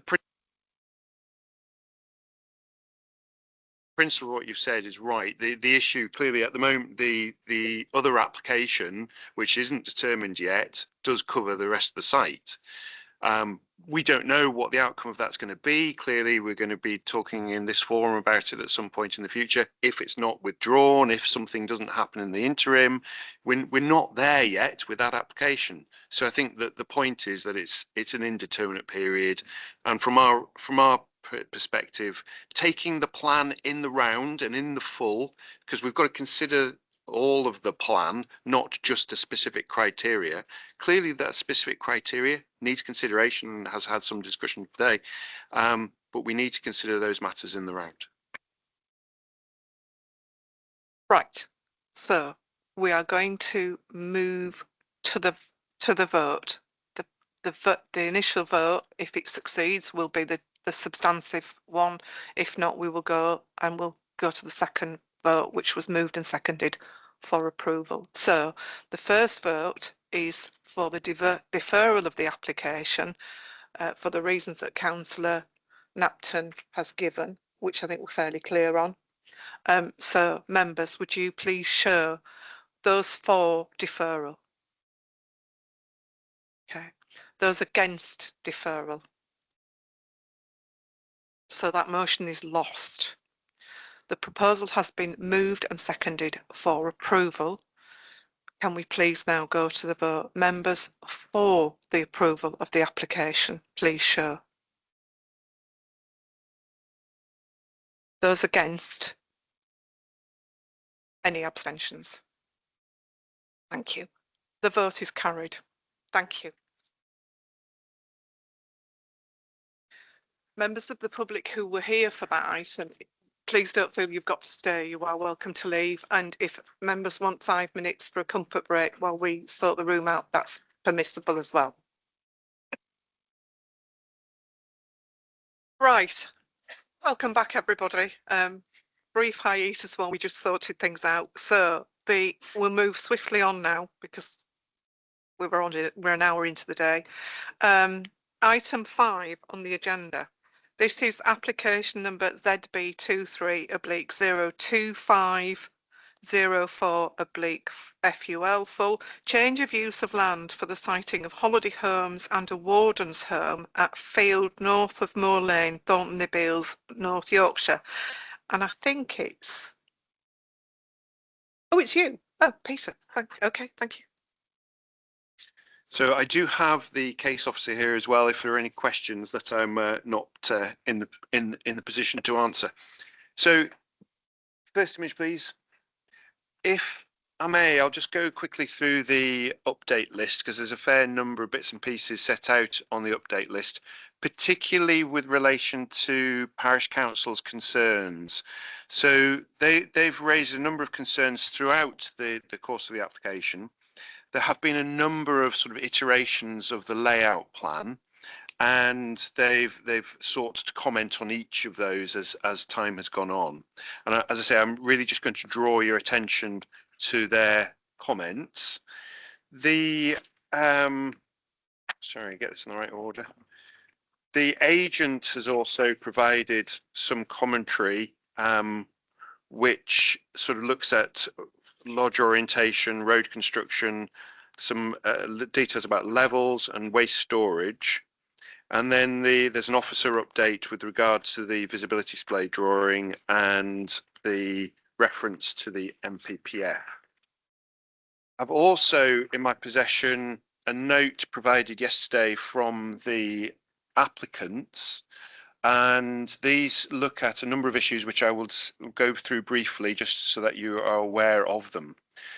So number one, coppiced some of the hedge on Moor Lane last year to reinvigorate its growth this year as the hedge was old and wiry, having suffered little hedgerow management. The lodges are not to be raised above the ground level by 2 metres as per the indicative drawing that's been provided to you by the parish council. They'll make use of levels and a slight raised tier level of land, and therefore can comfortably be set into the hillside and reduce the overhaul height by 2 metres. Clearly that's the relationship in terms of a document that was published on public access, which looked at the scenario of effectively the hillside sitting like this and the lodge being located like that on the hillside, and therefore at the highest point would be 2 metres higher than the full height of the lodge. So they're saying that that wouldn't be the case. The pond no pond is proposed in the current scheme. So there was a pond in the earlier iteration, but clearly on the drawings that we discussed on the site visit, there's no pond proposed. That was removed on the request of the MOD owing to potential for bird strike in the vicinity. There is no on-site sewage plant proposed as per the request from Yorkshire Water, and they are allowing them to connect effectively for the foul sewage to their system. Children's play area, which was proposed on the earlier iteration, has been removed from the proposals, primarily due to the fear of noise pollution in the vicinity. There is no signage included in this application at the entrance, as stated by the PC on Moor Lane. The security barrier off Moor Lane will be set in the wooded area proposed approximately halfway down the field, and therefore wouldn't be seen from the road. And essentially the site entrance is planned to be a quiet and tranquil approach to create a calm and peaceful environment. They've also commented, I think, members, do you have copies of, yes you do, of the images that were provided by the parish council? I will give you a comment on those as well, but the PC images put forward regrettably are not a true record of what's proposed before members. The lodges are in the wrong position and have no landscaping context to them, and are from an older scheme which is no longer before members. I was just going to raise a note of caution on those particular images. When we seek CGI type images from third parties as part of a landscape evaluation, there is a particular protocol for that to be developed. My concern with those images is that we don't have all the background data as would normally be supplied, and I can't give you any assurance that they are a true record. So I would ask you to give those images relatively low weight in your determination as a result. As I say, clearly when we look at drawings provided by a landscape architect, there is a methodology that they go through to ensure that they are a true and accurate portrayal of the image. Okay, so the first image there shows you the location of the site we are just outside the village of Thornton-le-Beans. We're about 4.5 miles south of Northallerton. I suppose a bit of context from that point of view in terms of the way the policy is worded for these sorts of developments. We're effectively looking for developments like this to be located in sustainable locations. So rather than them being located literally in the middle of nowhere, we tend to look for primary routes, proximity to villages, these sorts of things. And certainly your officer report sets that out, I think, in some context with regard to the relationship to Thornton-le-Beans, to the access to the railway at Northallerton. Now, clearly, the bus service and such like in the vicinity, whilst there is a bus service into Thornton-le-Beans, frankly, we're not giving that service great weight in terms of the determination of this application. However, the general location we consider to be a sustainable one. Next image. So the next image then shows the proposed site layout. I think as I say, there have been a number of iterations of this plan, including development where at the top of the hill, effectively, where the access road goes in. And there was concern at that point that would skyline, and so you would see it from the north very clearly as you approach the site because the units would sit on the skyline. But B, and we'll see in the images in a moment, you would see it from the south as well. So it really established that in the wider landscape as a development that was visible from long distance views. I think the context in terms of dropping the units down the hillside has changed that impact. There is still clearly a landscape impact from the short and perhaps medium views as you approach from the north. And again, we'll show you images from that perspective. The orange line that transits the site is the public right of way. So that sort of comes across the lower platform where we understand it to be fairly wet, and then steps up the hill and crosses the site across towards the sewage works and then on into the village. Now, again, there's been concern raised by the parish about the use of that footpath because it's known to be wet in places and very muddy in places, and the resultant comment that if people are transiting into the Thornton-le-Beans, for example, to use the pub, they're likely to use the road where there isn't a footpath and it's not lit. So that was raised by the parish council. The proposal, as I say, the red line of the access road sweeps down into the site and then forms a turning head incorporating one unit for the warden, incorporates an area for storage, and then obviously takes a left turn across the site, following the contour around, incorporating parking spaces for each of the units.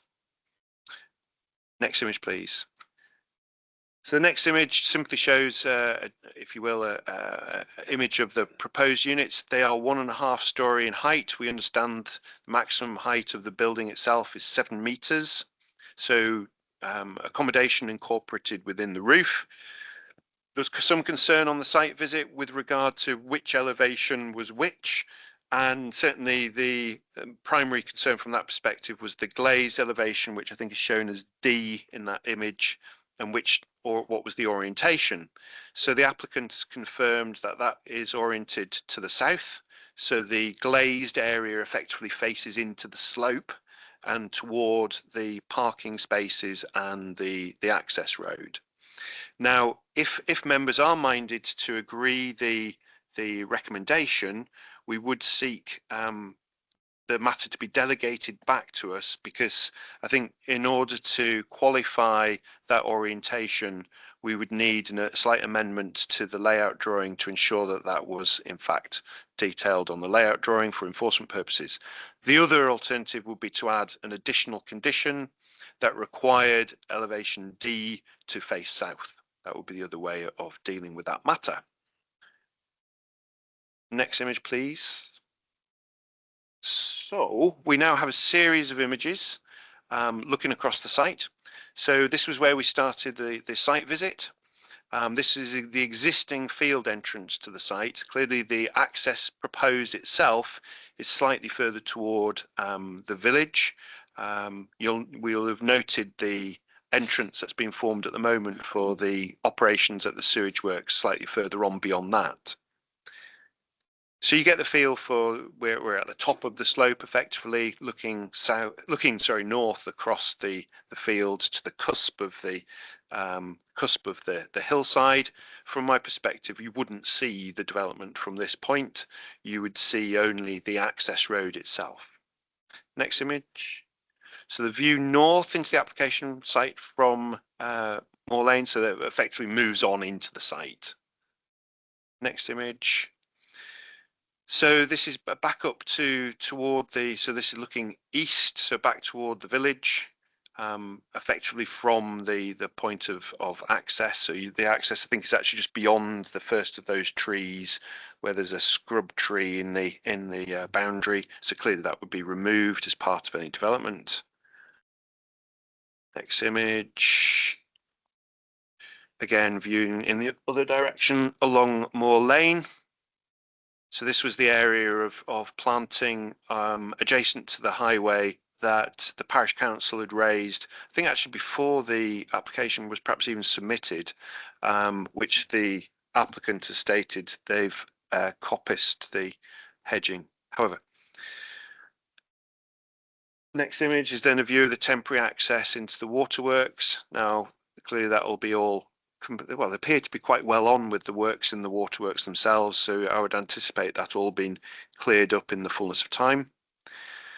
Just a very quick reference then to the Chapel of Ease, and I mentioned the words about the MPPF earlier in terms of any harmful impact that you identify in terms of a designated heritage asset must be given great weight and importance in the determination of the application. From our perspective, the site is whilst there is a visual interrelationship to some degree, it's very much cut off by the landscape form, by the trees in the vicinity. We noted, I think, from the site visit that you can see the chapel, but that, as I say, that is very much broken up by the landscape. Next image. So view west from the public footpath at the edge of the village towards the application site. So noting that the levels change fairly rapidly as you transit from the application site, the field effectively, through the environs of the sewage works and then back up into the village.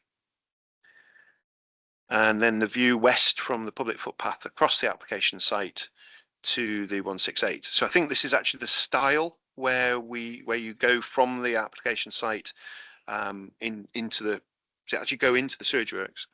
So looking back across the 168, and you can see the hedge at the bottom of the field, and I think you can make out the house nearest the site adjacent to the 168. So we then go on to the view east from public footpath within the application site to Thornton Le Beans.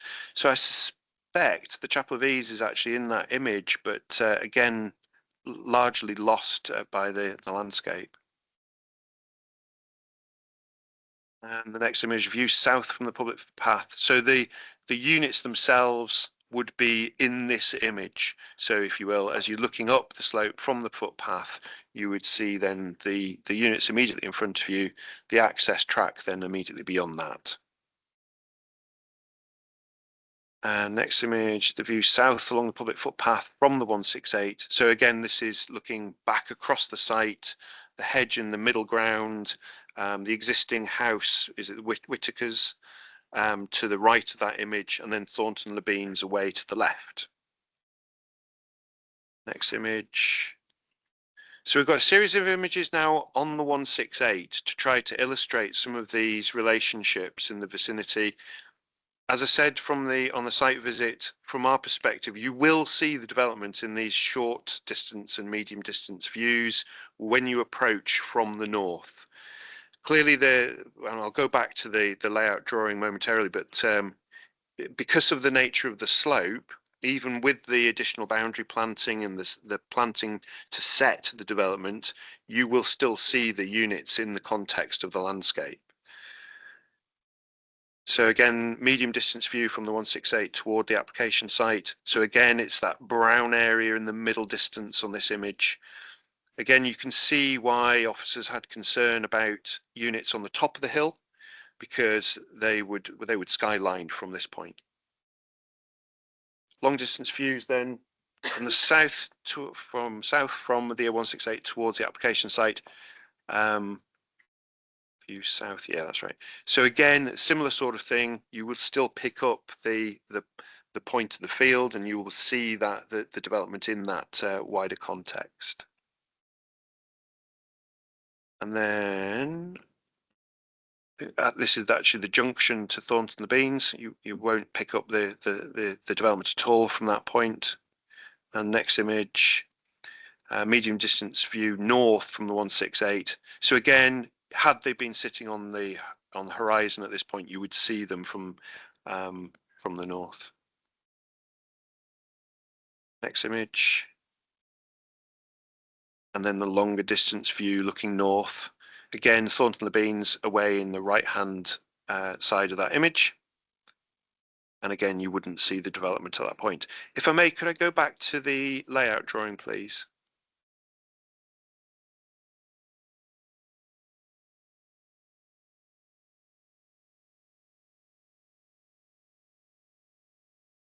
Yes. So you'll note from that drawing that there's the hedge along the existing hedge along the foot of the field. The proposal includes bolstering that area and then planting in part of the development along the boundary to the south of the site to effectively again give a greater landscape context from that point of view. So I just wanted to highlight that point. For me, and clearly the parish council have, as I say, raised significant objection through the course of the application. For me, it largely comes down to a balance between two issues. I think that the technical matters that have been raised in terms of the highway use, disposal of foul sewage and such like, I'm confident that they're adequately addressed and that the development is acceptable in those terms. The issue I think that continues to be raised then is the relationship in terms of the proposed planting, the visibility from the north, and the impact that then has on the character of the landscape, the character of the countryside at this point, in its relationship then to the village of Thornton-le-Beans. Now, as I said in my opening gambit, we're looking at this in terms of it being a sustainable location, and it is exactly the type of location we would look to for this type of development because of its general location. I think the issue for me that it sort of comes down to, and I would ask you to focus on to some degree, is its relationship to the 168 and to the footpath. Clearly, the development will change the appeal of that footpath as you transit from the 168 back toward Thornton-le-Beans, as it'll change its character. The issue then is that relationship otherwise to motorists on the highway primarily as you transit from Northallerton heading south, the degree to which you consider that to have had a harmful impact on the character of the landscape. From the point of view of the recommendation, we're confident that the landscaping that's proposed and the relationship to the hillside effectively, the degree that those units then impact on that character is acceptable in this circumstance, and hence the recommendation for approval. Thank you. Thank you very much. Very comprehensive again. We have a number of speakers on this topic, so I'll ask you to come forward. You will have 3 minutes to speak. The first speaker is the objector, who is the Mr. Higgins, please. Mr. Higgins, it's the green button on the microphone pad, which should be on your right, and I'll give you an audible warning when you've got 30 seconds left. Thank you. Good morning, ladies and gentlemen. My name is Paul Higgins. My wife and I own and reside at Whittaker Hill Farm. was sadly initially unaware of the planning application made for the holiday lodges in December 2023, having recently moved in and restoring the old Georgian farmhouse.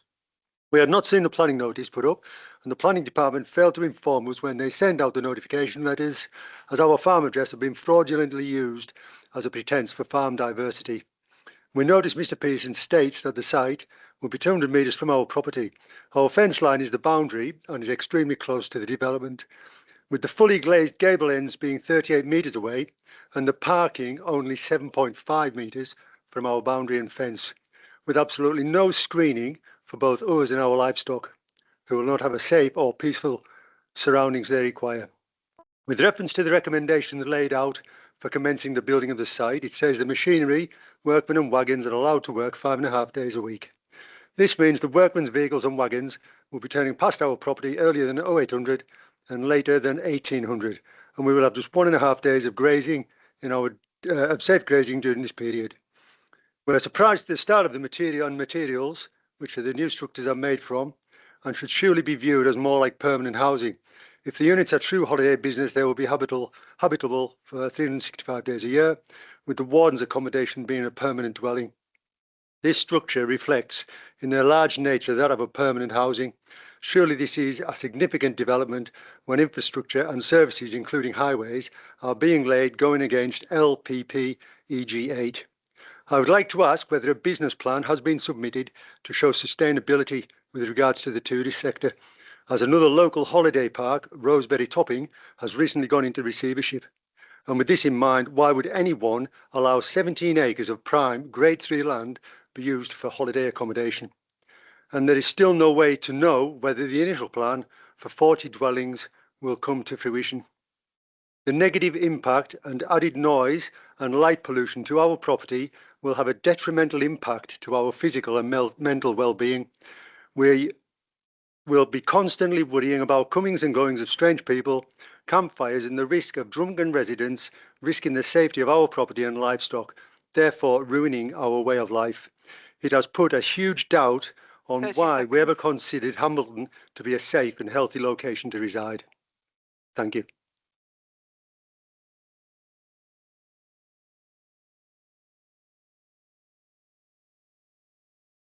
Sorry. I now have Mr. Davis, who's the chair of the parish council. Mr. Davis, would you like to take a seat, sir? It's the green button on the microphone pad. If it's, I don't know, just switch on. You've got 3 minutes, and I'll give you a warning at 30 seconds remaining. Thank you, sir. It is now 13 months since phase 1 of this planning application was submitted, followed by 3 revisions to try and agree a scheme to satisfy the planning officer. One of these layouts has been with him since November, December, but only appeared on the planning portal on the 7th of January, therefore allowing no statutory consultee or public scrutiny before his report was posted on the 8th of January. We are now confronted by a further layout which appeared on the portal on Tuesday, which the details are illegible. During the site visit on Monday, to which the agent was invited, but not the parish council, I understand the question was raised in which direction was the flooding gable end lodges facing. Neither the agent nor the planning officer knew. How can he recommend granting this application when he did not know which way the glazing was facing? The following documents are missing: visual impact assessment, foul and surface water design details, noise survey, BNG calculation, ecology report, business case, construction environmental plan. All the above are required before, not after, approval is granted. How will the planning department oversee the 26 planning conditions in the officer's report? The development does not accord with any policies of the Hambledon Plan. It does not integrate into its surroundings or enhance our high-quality natural environment or respect its distinctive landscape character. The design of the lodges, timber walls, large glazed areas, grey tin roofs are alien to the landscape. Adjacent properties are brick, stone and render with pantile roofs. The landscape proposal to plant trees around the perimeter is in complete contrast to the openness and special characteristics of the Hambledon area and blocks existing open views in all directions. I would refer to to our CGIs which illustrate this point, and also to our cross-section through the site, which shows the slope of the site at 13 degrees at the lodge location, not relatively flat as stated by the agent. Our village does not consider a 61% increase in population to be proportionate.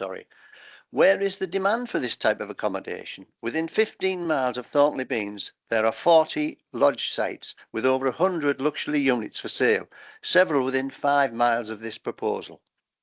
As can be seen from the large number of objections, the villagers neither want nor need this development. We're a closely knit community, do not need any outside assistance to maintain our sustainability. There are no supporters in the village for this scheme, contrary to recent press reports. This development in no way enhances our way of life. In fact, the exact opposite will be the case. Please refuse this desecration of our unspelt settlement. Thank you very much.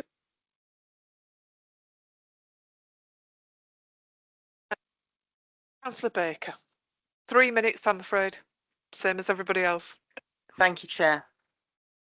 I've lived in Thornley Beans for most of my married life. My husband's family have been part of the community for nearly a century. They and my late husband are now in the graveyard at the Chapel of Ease and within sight of the proposed development and within hearing of the proposed development. It's a peaceful place. The chapel is under the jurisdiction of the Friends of Friendless Churches, a charity which oversees its upkeep. It's a building, as it says on their website, of national importance and special interest.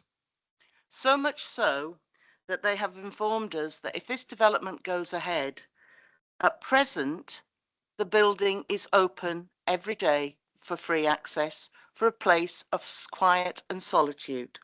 But they have said if this goes ahead, they cannot keep it like that. So therefore, there will be an immediate impact on the amenity of the local area. As you can see, this application has been tweeted, altered, amended so many times. And as one of the committee actually said on the site visit, there are still so many questions involved with this. In 2023, to the east of the village, there was another application for a development. That was ultimately refused by Hambleton District Council. I emphasise this wasn't for lodges, it was for something else. That was refused and went to appeal by the inspector. In his report, he said certain things which are pertinent, I feel, to this development. Its scale, location and presence on the site and in the area would have an unacceptable effect on the character and appearance of the area. The inspector also said the proposal would therefore be significantly contrary to policies S1, S5, E1 of the Hambleton Local Plan. These policies seek, amongst other things, to protect the character and appearance of the area around a development proposal, particularly in relation to the high quality natural environment, the countryside which contributes to the identity of the district, to ensure high quality contextual appropriate design, protect and enhance the local landscape. Policy EG7 of the local plan does support businesses in rural areas, including new agricultural uses of farm diversification. He did not consider that the proposal would be well integrated with its surroundings and it would harm the character and appearance of the area. And he said this would not benefit from the support of policy EG7. Time, please, Councillor Baker.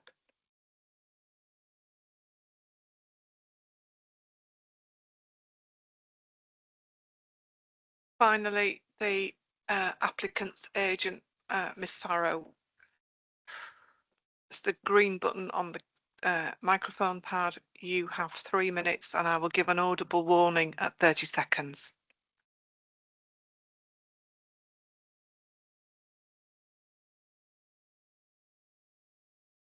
Thank you, Chairman, members and officers, for the opportunity to say a few words in support of the application. For clarification, the main issues raised at the committee site visit in relation to the orientation of units, site levels, road construction, waste storage facilities for what is deemed to be a small-scale development has been clarified.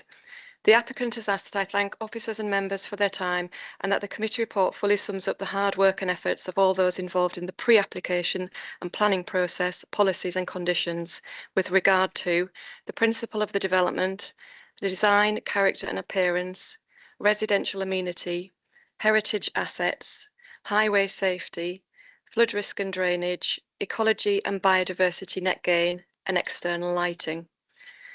Members, for those of you who attended the site visit, I'm sure you'll agree that the main issue boils down to the visual impact of the development. We wish to reassure you that it is the applicant's desire to create a low impact and sustainable development across the site.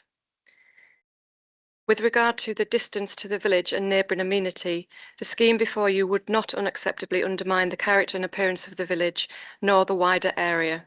This is demonstrated through a landscape visual impact assessment, a specific request from officers. The lodges will occupy a raised tier level of land out with the surface water zone. The land is south of the public right-of-way and is relatively flat. Whittaker Hill is behind and aids screening of the scheme. The development will have a landscape backdrop when looking from the south from the public right-of-way and the A168. To the north, the lodges are not visually prominent. A landscaping condition will help create natural landscaping to screen the lodges further. The visual impact of the lodges has been closely assessed by ourselves and officers who actively deal with these types of developments on a regular basis and are permitting such applications through delegated powers and member involvement. It is not considered that the scale, form and appearance of the lodges is harmful to the site, its use and location. This is confirmed by the planning officer in the committee report. Finally, it is good development for the area and the environment, great for nature, and it enables visitors to engage with the countryside and agriculture in a sustainable, practical way. The proposal is great for local business as everything about it is local.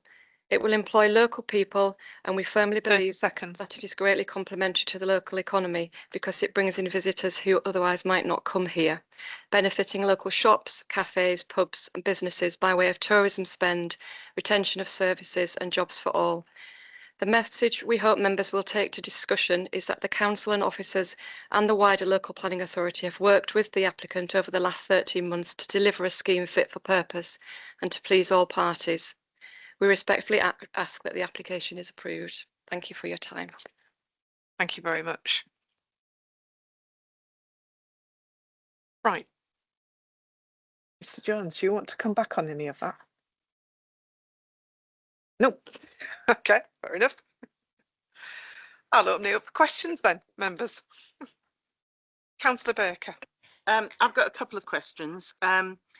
There is, I know we're emphasising sustainability, and I know one of the questions we usually ask on such sites, I know on the other site visit we went on that day, charging points.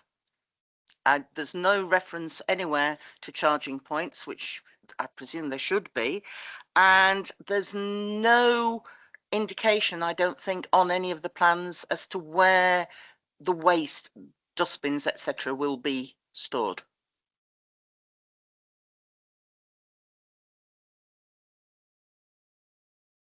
Yes, I'm not aware of any charging points proposed, but the waste disposal area, I can't stand up and take that with me, can I? Is immediately as you get down to the crossroads point.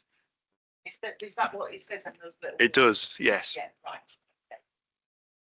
Yeah, so you can't see. So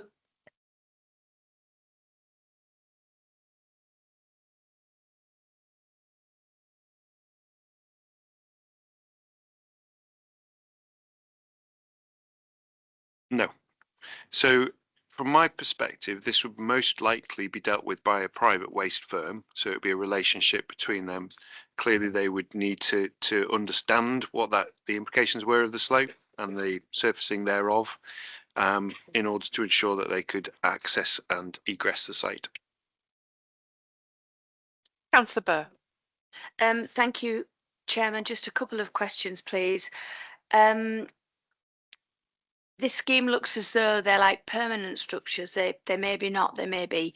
But could you just put some clarity around that about regarding the structures? Because I think there's a perception of lodges and what lodges are, and lodges mean different things to different people. And my second one, I'm always interested in the economic benefits. How many pubs and shops are, sorry, I apologise, I don't know in your village. How many pubs and shops are there in the village, please? Okay, so in terms of they're buildings. So we often look at them, as you rightly say, whether they're camping pods and they can be lifted up into place, or whether they fall under the Caravan Act, whether they're single caravan units or double caravan units, these sorts of things.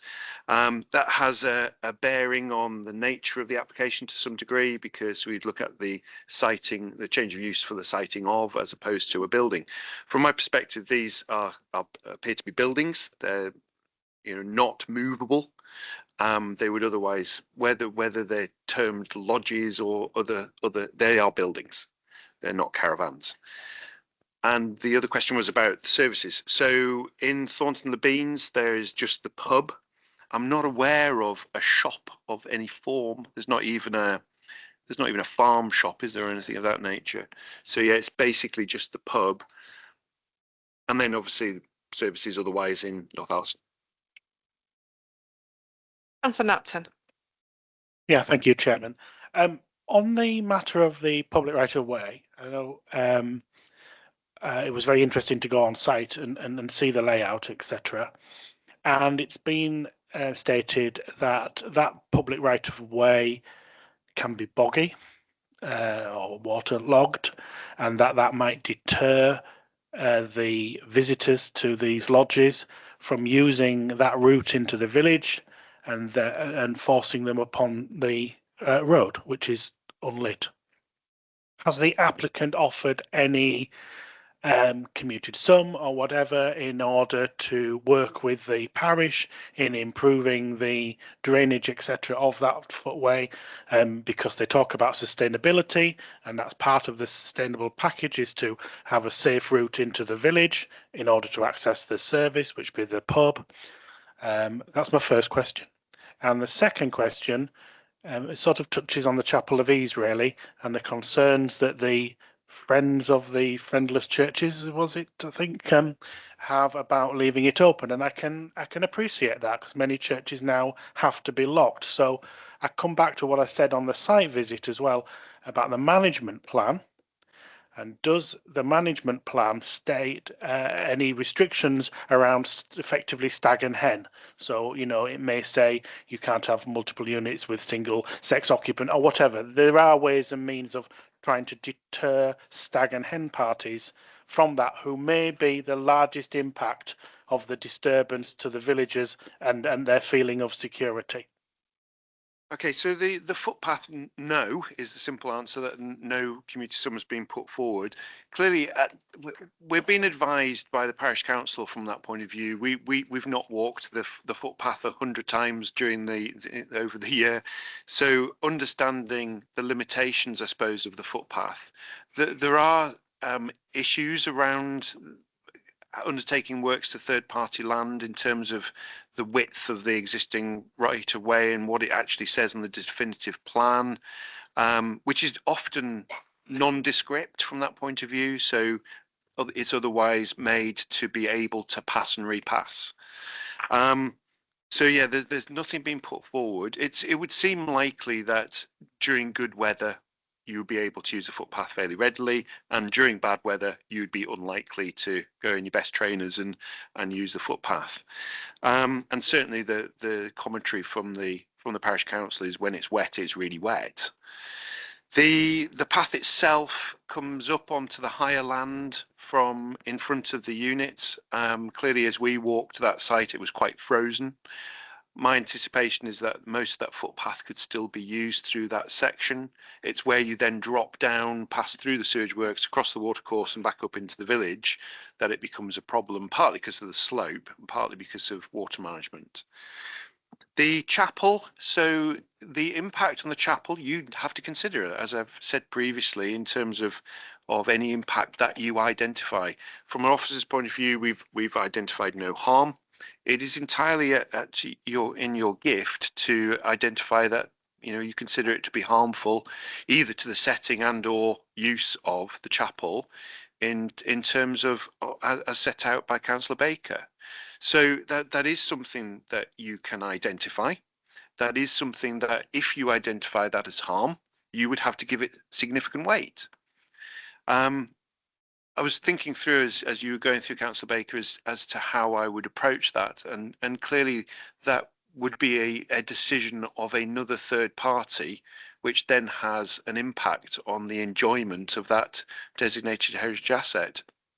How we then go about setting out the weight, supposing this was refused and went to appeal, how we would do that, I think I would be having a discussion with our conservation officer on that particular topic. So I would hesitate in advising you in terms of actually the exact weight you would give to that. But if you identify harm, you must give that great weight and importance. The last point was around site-specific management plan. So at 5 in the, sorry, condition 5 on page 63 sets out no development shall take place until a site-specific management plan has been submitted to and approved in writing by the local planning authority. The plan must demonstrate the adoption and use of best practical means to reduce the effects of noise, site lighting and loss of amenity from neighbouring properties. Part 9 of that says that the plan shall include, but not be limited to, management of large bookings. Now, again, it would be within your control to make that more specific, but that's the way it's set out in the report.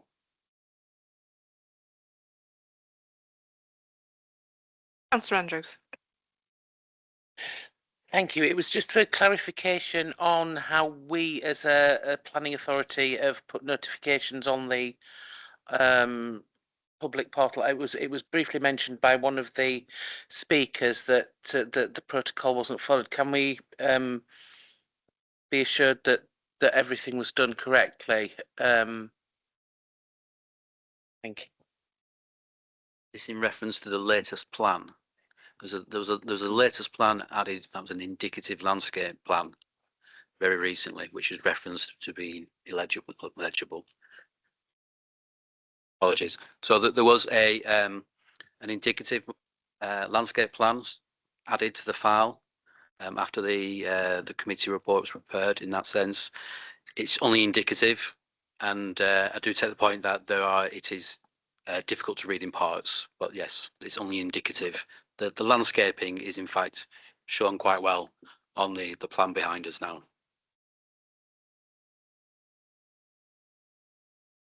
Councillor Baker. It was looking up there. I'm a bit puzzled. There is a bank of trees, I assume, halfway sort of between those two white fields on there. I don't understand why those trees have been put there, because in all of the views, that is the crest of the hill, and it's splitting the site up into 3 distinct areas, and I just wondered why that. I'm very suspicious as to why that bank of trees are there. Sorry. I'm not sure I have an answer for you other than that is what's been put forward by the applicant.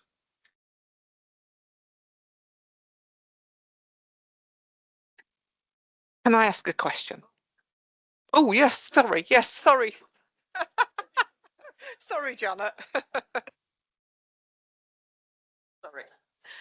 Yeah, it's basically my question has a few spin-offs in relation to everybody else.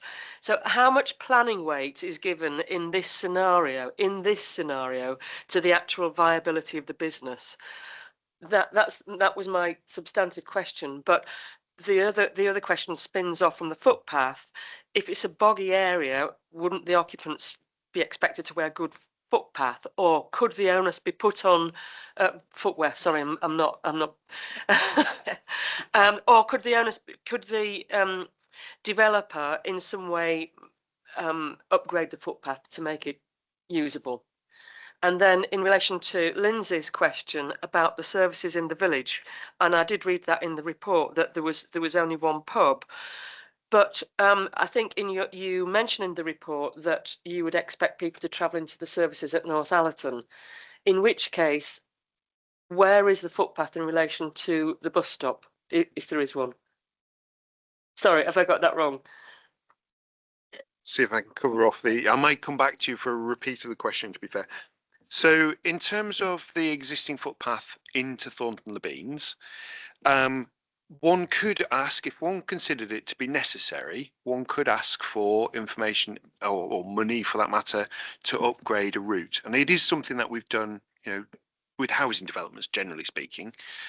I often have a problem with them in this sort of scenario because the footpath is what the footpath is, and it's a rural footpath. And my point to you, I suppose, is that the footpath exists and can be used in certain circumstances. And I guess I'm asking you to give that the weight that it can be given in terms of the practical use of that route. I think in all likelihood, it would end up not being viable to carry out a wholesale upgrade of the route into the village, because of the nature and scale of the proposals. In terms of the amount of weight to be given to the financial implications of the development, we don't have a document that gives us full information around the likely spend in the vicinity. What we do know is that from experience with other sites, there is demand for these types of units in, across North Yorkshire, let alone across the local plan area. So I would certainly have confidence in as much as we've not seen, and there was reference earlier to Rosebery View, which is up near beyond Great Ayton. That's a site with very many difficulties from a financial point of view for many reasons which are nothing to do with the market for accommodation. So I'm a little cautious about any weight that might be given to that scenario. Clearly, it's for the decision taker, it's for yourselves to apply weight accordingly. So given the information that you have in front of you, I'm asking you to come to some conclusion on that and give it the weight that you as a decision taker consider to be appropriate. What was the other question? Buses. So there is a bus service into Thornton-le-Beans. Offhand, I have to say I hesitate because I don't know how many movements a day. There is technically a bus service along the 170, but it's 168, sorry. But we understand that the service provider refuses to stop because of the safety of or lack of bus stop. So from the point of view of this discussion, I would say there isn't a bus stop on the 168. There is in Thornton-le-Beans, but I don't know how many visits a day. Sure, not sure offhand.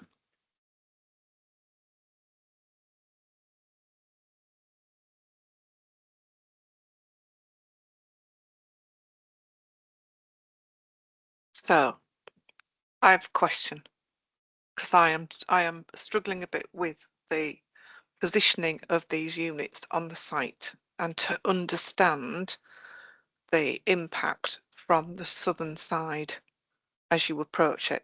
So I've got no steer as to what I might see on the open view from the southern side as you approach. I accept the northern side, you won't see the development, but you will on the southern side. And I drove this route on Tuesday and I looked really carefully at it, and there will be an impact, but I'm struggling to assess what that impact would be. And that for me is a bit of a problem. And I've got no CGI, I've got nothing. I don't know how deep these cuts will go really to accommodate these units. The units are in excess of 20 foot high. I'm just struggling with this. as to what the impact on the open countryside will be from that perspective. Sorry. I guess I'd sort of reiterate what I've said already to some extent. We have the information that we have. I can't provide you with any other illustration from that perspective. Our position is that you will see the development in both the short distance and the medium distance views as you approach from Northallerton. So the development will be apparent. And you will clearly see this line, particularly in the early years before the planting is established. You will see this line of units across the hillside.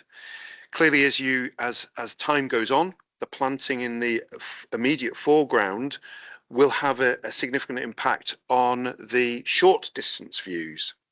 Has no impact in terms of the footpath views, which are clearly right in front of the development.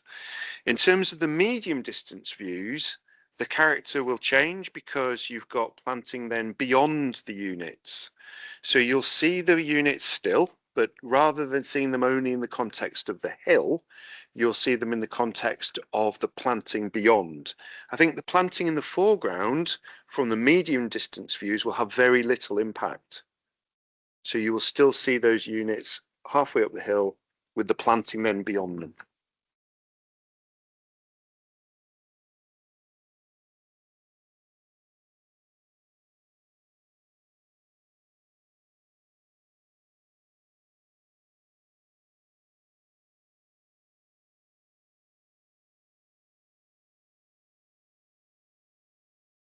Open to general public. You are invited to contribute as a speaker, and then that's it, sir. So I'm going to open it up to the local member first. Thank you, Chairman. Right. On page 6211, the officers have said the proposal complies with local plan policies. I've got issues with a number of these. S1, in S1, it says that it will have social cohesion. I suspect this will not have social cohesion with the neighbouring village, so therefore I think that goes against S1. S3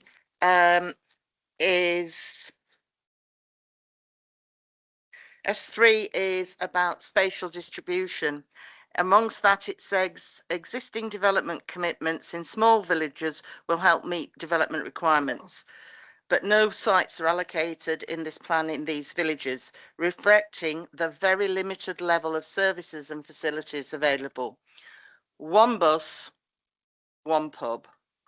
Yeah, I get it will help to sustain that, but I don't think there is a lot of facilities. We're asking people here to get into cars and go into Northallerton or Thirsk. S5, development in the countryside. It says the council will seek to ensure that new development recognises the intrinsic beauty, character and distinctiveness of the countryside. As has been said, from the Northallerton going south, this will be intrusive into the countryside, so it will not recognise the intrinsic beauty, character and distinctiveness of the countryside. EG8, yeah, sorry, I've lost my sticker for EG8.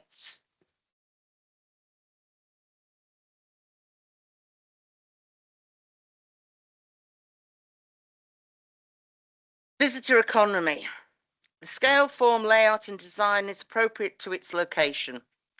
I don't think it is. And would not unacceptably harm the character, appearance or amenity of its surroundings, area or wider countryside. It is going to harm the amenity. It's if the church is shut, and it will harm the countryside. So I think it does go against EG8.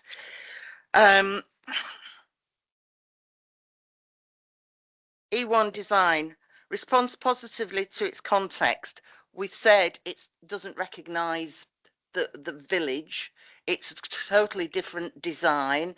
As Councillor Burr has ascertained, these are buildings. They're not lodges, they're buildings, and they're not in keeping with the other buildings in the area. So E1 design, I question if it meets that. Correct one with my stickers last night. E2 amenity, the physical relationships are not oppressive or overbearing. They will be oppressive from coming from the north, and there could be adverse impacts on sound. And it says adequate and convenient provision is made for the storage and collection of waste and recycling. It's on the corner there. You know, we don't know if there's going to be screening to that waste. You know, I'm sorry, we've got 11 properties here. We're now on to 3 bins for North Yorkshire. That is 33 bins or a communal bin. There's been no provision made for that. Where am I up to E2? I think I'll leave it at that. I've given enough examples of why I think we've got reason to refuse it. Thank you very much. Councillor Napton. Yeah, thank you, Chairman. I know at the planning visit, which was very interesting for us to see the lay of the land, I did say that I thought, and I'll be kind, that this application is vague. I share the concerns of the parish council chairman. There are so many things. I mean, we're 15 months along in this process. There's so many things missing with this application. It astounds me that we are sitting here considering whether we put in a condition to condition the orientation of these lodges. I mean, fundamental to an application is you show which way around your building is. How can you be submitting a planning application that doesn't even definitively detail which way around your building is? I'm astounded, Chairman. Let's kick these things off. We've got no CGI showing the context in the landscape. I mean, I know the parish council or have tried to do that, but you know, we would expect a robust and evidenced CGIs as we have with other developments. Where's that? Buses. We're sat around the table with no idea what buses there are. Now, on site, there was a bus came past and then it came past again a few minutes later. So there is a bus route. Why isn't the applicant giving us that detail if they say this is sustainable? Why haven't they addressed the footpath issue? Why haven't they not offering a commuted sum or at least done a study of the footpath? Chapel of Ease, again, a heritage asset.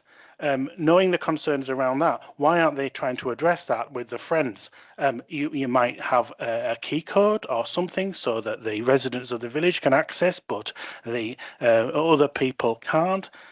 Where's the management plan? Okay, it's all right saying, oh yeah, well, we'll do that later. You've had 15 months to do the management plan. I mean, even me, I don't run lodges, but I think I could knock a management plan up for a thing within a week. How difficult is this? I think this plan is way short of us making a decision to pass this application. I could go on, Chairman, but there's so many holes in it. I could be here all afternoon. Councillor Burr. Thank you, Chairman. I was looking to the local member to maybe propose refusal. However, it hasn't been done, and so I'm going to put my stance, and I apologise, I'm not trying to take anything away from you. You are the local member, and we usually respect local members. I just find it I must say this, I find it really difficult to start off with, because as councillors, we don't like to go against our officers. However, you can only provide us what you've got, and you ain't got a lot, and that's our problem. That is the top and bottom of it. And the reason that I asked you about the permanency and what is a lodge, because I know what a lodge is in Rydale, but I don't know what a lodge is in Hambleton area or etc. So I went and made myself familiar with the site, and I looked at it and my eyes like popped open, and I was thinking, what? Would we actually put permanent buildings on this site? Would we actually, you know, would it come to us and we would say, you know, it's a really lovely open area. Should we just, you know, pop these permanent buildings on? So that's thrown me, and I'm really uncomfortable about that. So first of all, if they're permanent, they're permanent. Would we give them permission? No, because it's not in an area that we want it. It's in beautiful open countryside, and the plan for the planting nowhere meets the spec that we would expect. So I personally consider it harmful to the chapel. I think that my colleague made some great points about all the policies. I just put S1 and SE, but you had loads more. So I'm sure that, you know, if you were seconding it, you would put all those policies in. It's harmful to the visual impact of the open countryside. That is actually my main consideration, officer. So I would move refusal, and I hope that the local. Thank you very much. Councillor Sanderson. I didn't go on the site visit. I know the area a little bit because I obviously passed a county hall, but just as a secondary option, would there be an option to get the extra information before we went to refusal?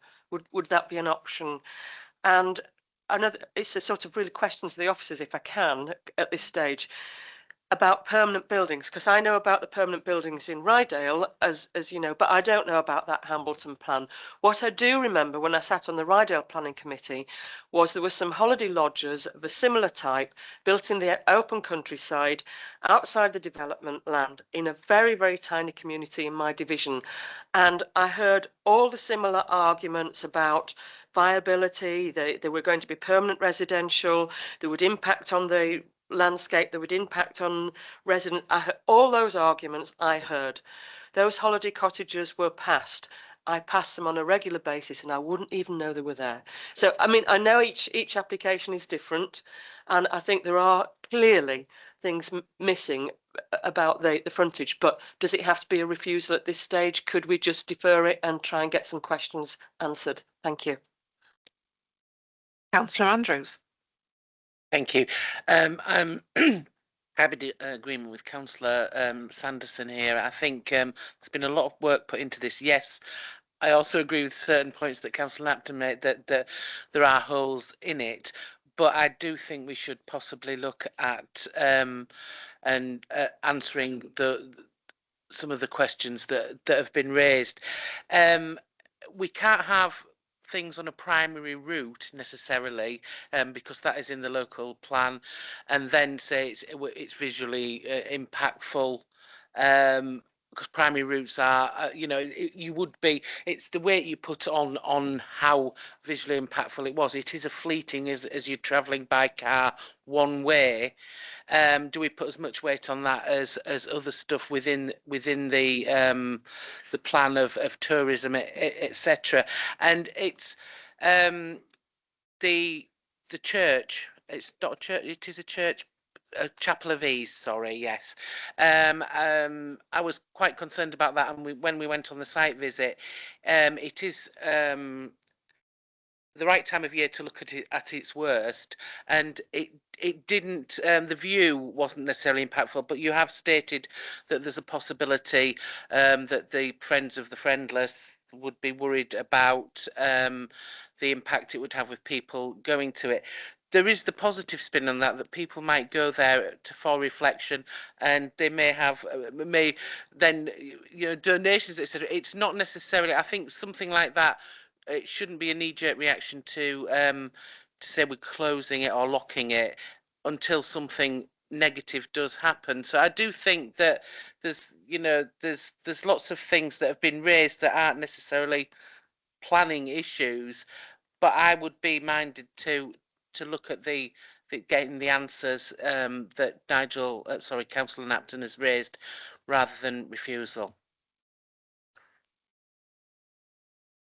Just apropos of a deferral, I mean, my view on that is if members are mainly satisfied that the principle of development is acceptable and that it is likely that the impacts of the development are otherwise acceptable, then I think deferral for additional information in order to clarify that position is a reasonable place to be.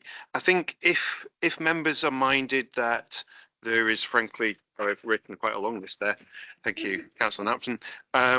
If there's a long list of things that either need amendment or additional information, then there is a risk there in terms of dealing with the application as a deferral, simply because we're likely to have still insufficient information as we move on. We're also in a position whereby we're encouraged by the government to make a decision based on the information that's provided before us. And again, that comes back to the degree of change that you're expecting from a deferral. So if there's a significant degree of change, then I would suggest actually a refusal would be the appropriate line of action. Whereas if you're looking simply for clarification on certain points or some additional information to clarify those certain points, then a deferral would be a reasonable course of action. Okay, so I'm really conflicted with this for various different reasons. Impact on a heritage asset. We've got a footpath through the site which is being suggested by the applicant is to help the economic benefit of the village. If the footpath isn't usable, then I question whether that's sustainable. We've got one pub in the village. How sustainable is all these extra people against the local community using a very important facility? I've got an issue with the landscaping, because I accept that on the very short view, you will, once the trees are grown up and they take considerable amount of time to grow, it may not have a massive impact. But on the medium term view, I question whether the tree height will ever be enough to screen the development from the main road. And whatever way you look at this, for me, this is a significant development in open countryside. And I know it's screened from the north by the hill, but there's also such a degree of permanence with these units that I wouldn't expect to see for holiday lodges. So I'm really conflicted about whether this is an acceptable application or not. So I'm still not decided about where I'm going to go with this, because these lodges are going to be over 20 foot high, a couple of meters, well, that might drop it by 6 foot, which is still 14 foot that you're going to be able to see. It's just not sitting right. We don't have, I don't know whether, I can't remember whether we covered hot tubs, whether we covered barbecues, all that kind of thing, which impact on the general facilities of the area and the neighbourhood. So I'm very conflicted. Councillor Burr. Thank you for giving me an opportunity to speak again. I think just going around the table, there's so many concerns for us to even say if we defer, we might get what we want. I think that because we've got such a lack of information, that our officers are trying to scrabble together for us to try and give us something in the best outcome for our officers, and they have tried, is to start again from scratch if they want to come back and give sound planning recommendations for refusal and draw a line under this one. Because obviously we talked about the economic viability, which I highlighted it. That's absolutely minimal. For me, they look too permanent. I mean, you know, a lodge is very similar to a caravan. These are 1.5 houses high, if you can imagine that, in the open countryside. It's harmful to the chapel, obviously, because you've mentioned regarding its heritage aspect. Visual impact is just off the scale. Too many concerns for us to consider. Conflict of S1 NESI policy and all the other policies that the local member has highlighted. Surely as a council, we feel that we can't go back and scrabble the information and beg the information. If it hasn't been forthcoming, we can only deal with the application that is in front of us. So unfortunately, I do want to try and be helpful. But on this occasion, I think we should just draw a line under it. And I think I am going to stick by my refusal, and we put it to the vote and we see where we go. Councillor Cross. Thank you, Chair. I looked at this application and I thought to myself, let's have a read of it. And there was nothing I liked about it. Good. You know what I mean? The talk officers, it's 7 metres high. Well, I'm old school. That's 23 foot and more. And a bit more. Then it's built into the land. It's on a step, so that makes it even higher. Then you look at it, it's 17 acres of prime grade 3 land, which should be used for crops. And then, you know, you look at what Councillor Napton, Councillor Baker have said, the reasons for refusal. It doesn't comply with anything, you know what I mean? And then I look even further, and there's 12 lodges and one for the warden. And then on top of that, it says, well, we really would like another 40 or 60 lodges. What a big mess that is going to be on the open countryside. So I don't have any problem refusing this application and seconding Councillor Burr. Thank you. Sorry, Councillor Cross. Councillor Baker seconded it already. Councillor Sanderson, and this is the last one we're taking, then we're going to go to the vote. If you can bear with me, it's just another question, really. So we've clearly all got problems, and yeah, I've got problems, and I'm uncomfortable with this. But my question to the officer, if you'll permit me, is the questions that are still to be answered. So the bus stop, the chapel, and the footpath. How much weight would they have in planning terms if, say, this went to appeal? Are they big arguments? That's what I'm saying. I mean,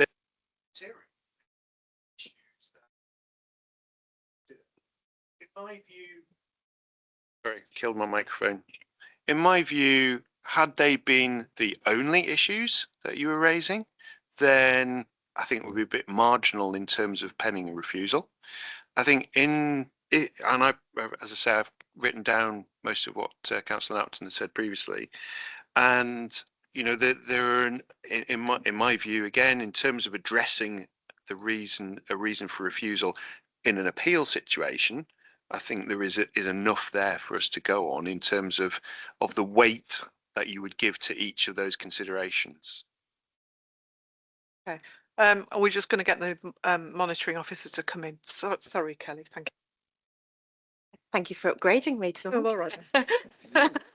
I'll downgrade myself back down to just your legal advisor. No, I just wanted to draw members' attention to the code of practice when you are considering a motion that is contrary to the officer recommendation, and that is that you should first consider a deferral for those planning reasons to be worked up in the policy context. Now, I appreciate that we've had quite extensive reasons given today, some of which relate to policy, some of which I think maybe need working back up into to have reference to the full policy context, because the reasons that go before you when you vote will then form the basis of the minutes, will then form the basis of the decision notice.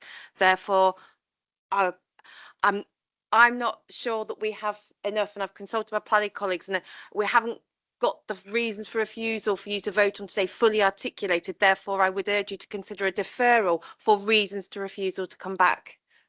Apologise if I wasn't articulate enough.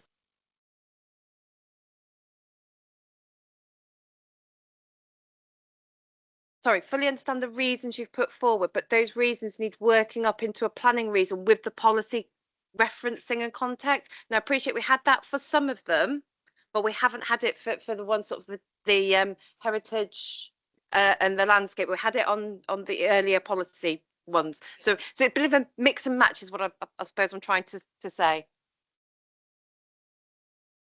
Like to articulate, who can articulate better than myself? Do you know what? I really think there is such a lot to this that has been raised by a number of members that actually we might be better, and you suggested we defer to get the right reasons Yeah, that would give officers time to. Which would give officers the time to put it up in such a way that if it goes to appeal, we can defend it. And I think that's really important. But correct me if I'm wrong. If you don't want to, that would be my advice, that we get this written up properly so that if it is appealed, then we can defend it properly. Please, may I just say one thing? All right. Councillor Sanderson, and then I'll go to Councillor Burr, but then that's it. Thank you. I'm confident about the officer's response on this, but I am concerned about what the legal officer has said, because I'm struggling with several other applications, and what we do for this one will set a precedence for those others. So if we do go to refusal now and we haven't tied up all the, dotted the I's and crossed the T's, then that will set a precedence for other cases that are coming before us. So whereas I am absolutely with it about the reasons for refusal, and that I'm confident that we've got those reasons tied down, I think we do need them in planning terms, because it will set that precedence, and that's what I'm concerned about more than the actual refusal. So sorry, that was just my point. Right. Can I ask a question of the legal advisor? So if we put a minded to refusing, would that then mean the officers can go away and draft up the proper full reasons for refusal? Is that the best way to go? Yes, it is open to members to make a minded to refuse. Obviously, for the purposes of the public present today, it wouldn't be a decision being made here and then. It would then have to be delegated to an officer to make it. But obviously, you'd be minded to refuse, subject to the various considerations that you've articulated through to us, that we've made a note of. The planning officer would then, in consultation normally with sort of the chair in the resolution, would then draft those up into the full planning reasons, run them by the chair, and then an officer would make the decision as opposed to the committee. Members, are you with that? Can we vote on that basis? Right, then I'll take it to the vote. So do we have to have a minded to refuse? Right, okay. Yes, yeah. Because proposed minded to refuse, and Councillor Burrs indicated that she seconded that. So now we will go to the vote where we are minded to refuse, and we'll delegate the decision, if you like, the formulation of the draft to the officers so that we get it right. Okay, right. Those four, please, could you indicate? Right, unanimous. So thank you for that. There is not a decision today. It is a minded to refuse, and an officer will then draft the conditions for that refusal and make that decision.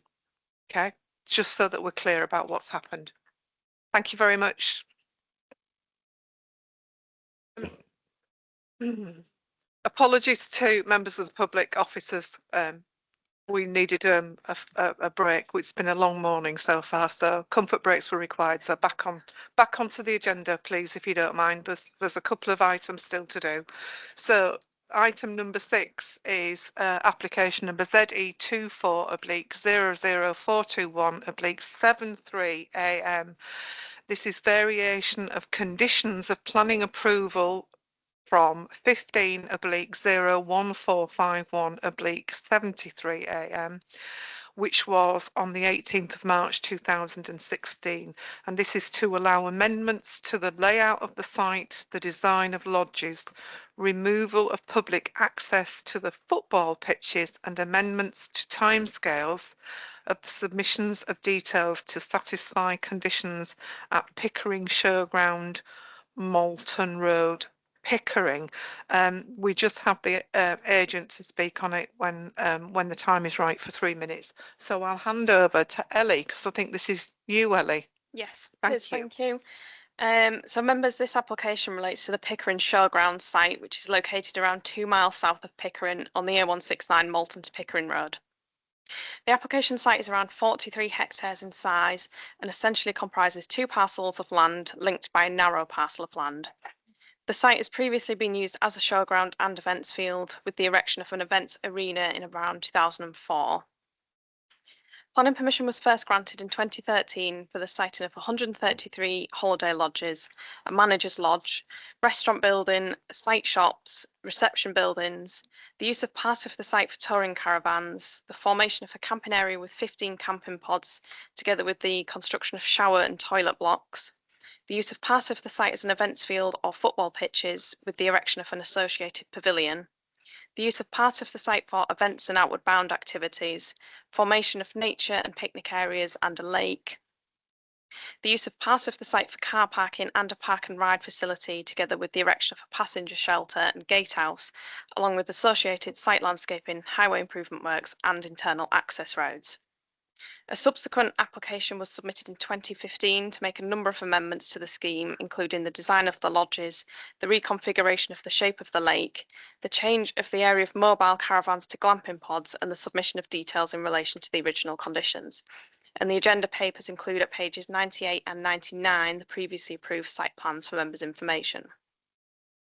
Works commenced on site at some point between 2015 and 2018 with the provision of hard surfacing, internal roadways, foundations and a number of structures, but the accommodation was never occupied. A lawful development certificate submitted in 2024 established that the 2015 permission has been lawfully implemented and this permission is now extant. Subject to the submission of details to satisfy the outstanding conditions, this scheme could now be implemented.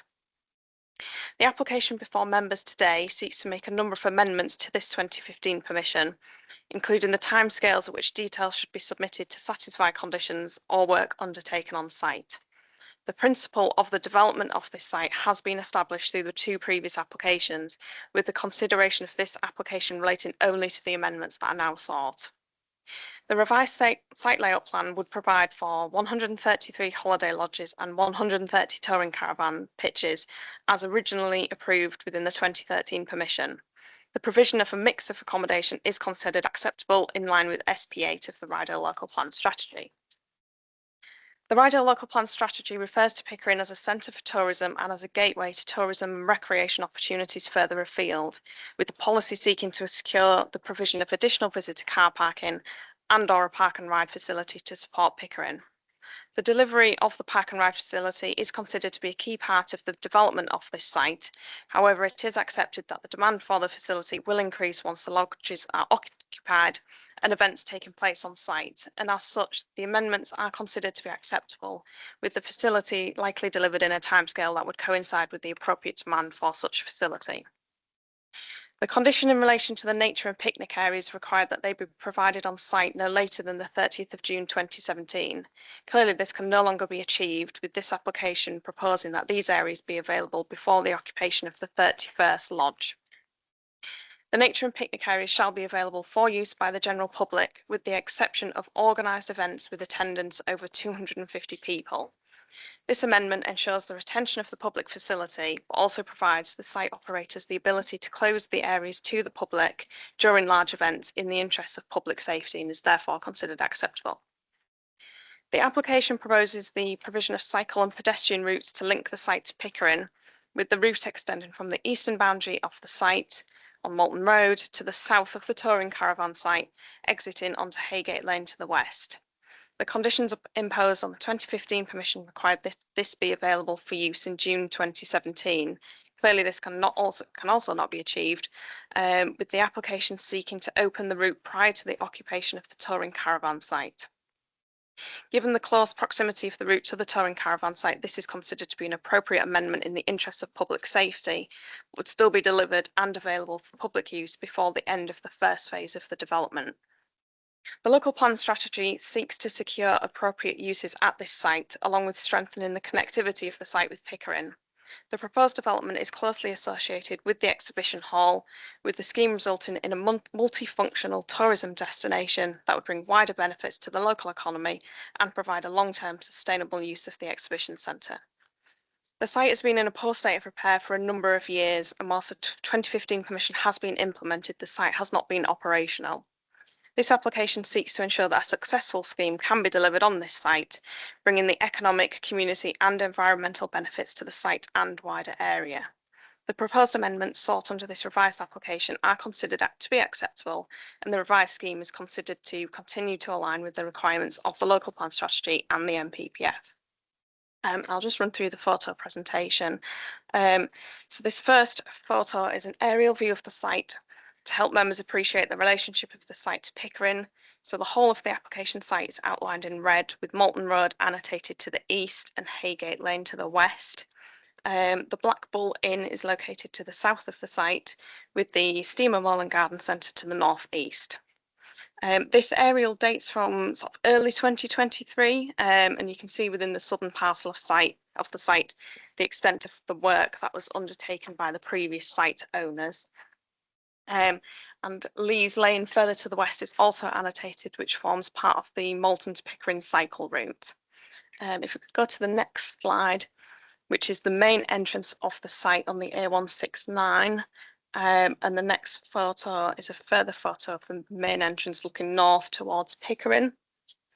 The next photo is of the exhibition hall building with the football pitches on the land to the right hand side of the photo, which the next photo should show. This is the area of land proposed for the football pitches and the events field. And the next photo is just panning further south. The next photo is taken to the north of the exhibition hall, looking at the rear of the building, and is proposed for parking and a service yard area. And then the following photos are taken working anti-clockwise around the site. So this is within the northern parcel of the site towards the area of land proposed for the northern lodges, the manager's lodge and one of the reception buildings. The next photo is in the northwest corner of the site looking east and is the area of land proposed for the northern lodges. And this is panning round towards the western boundary of the site. The next photo is taken within the southwest corner of the northern parcel, looking back towards the northern boundary. And the next photo pans round to the east, again the land proposed for the northern lodges. This photo is sort of a central point within the site, close to the narrow strip of land which links the northern and southern parcels, and is looking north towards the land for the northern parcel of the lodges and the lake.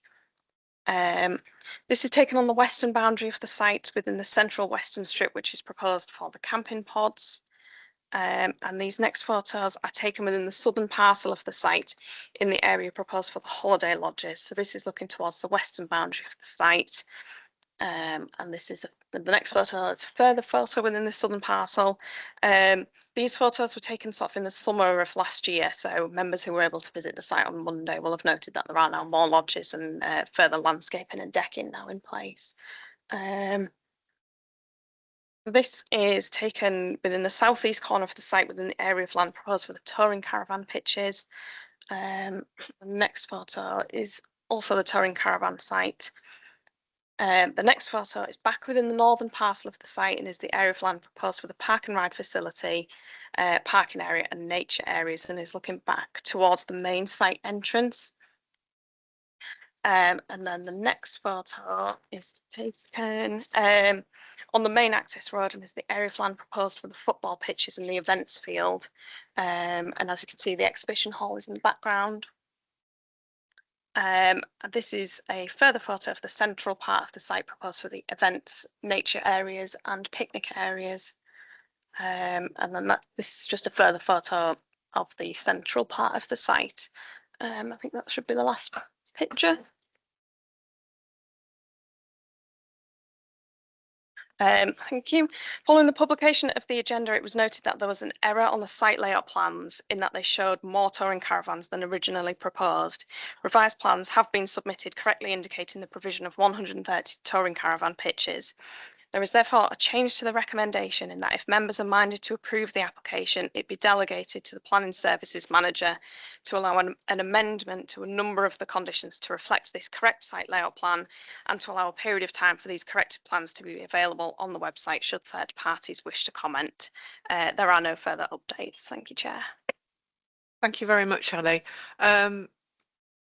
Two things. We do have coffee and a few biscuits for members because I'm very conscious that we are getting very late in the day.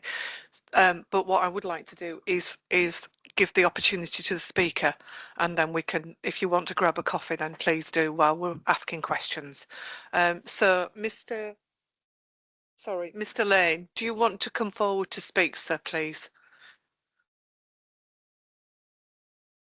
It's the green button on the microphone, and you have 3 minutes, and if we can just give my committee clerk a chance to come and put the timer on, that would be really helpful. Thank you. Thank you for the opportunity to speak today. I'll try and keep this fairly brief. The site benefits from an existing planning permission that has been implemented for the development of a holiday park. The proposals in front of you today simply seek to return the layout to the principles originally consented in 2013, including the reintroduction of the touring caravan field, the reconfiguration of the lake. The proposals also seek to standardise the design of the holiday lodges and to revise the wording of certain conditions. The committee report concludes that the proposed changes are consistent with the development plan and confirms that there are no consultee objections to the scheme. The applicant has worked closely with the council throughout the planning process, and this has resulted in a positive recommendation. I would now like to take the opportunity to explain and expand upon the benefits of the proposed development. The applicant has already invested over £2 million, which is expected to rise to between £15 and £20 million when the scheme is completed. Once the park is completed, it is estimated that it will employ approximately 70 full and part-time staff. The vision for the park is to provide a high-quality destination with approximately 8,000 holiday lets per year in the first phase alone. It is hoped that 10 events per year will be held in the event centre, which will bring approximately, it is hoped, 80,000 people to the area per year. The applicant has already confirmed 3 events for the exhibition hall, which includes a Pickering motor show, a vintage rally, and a country fair. More is expected to follow.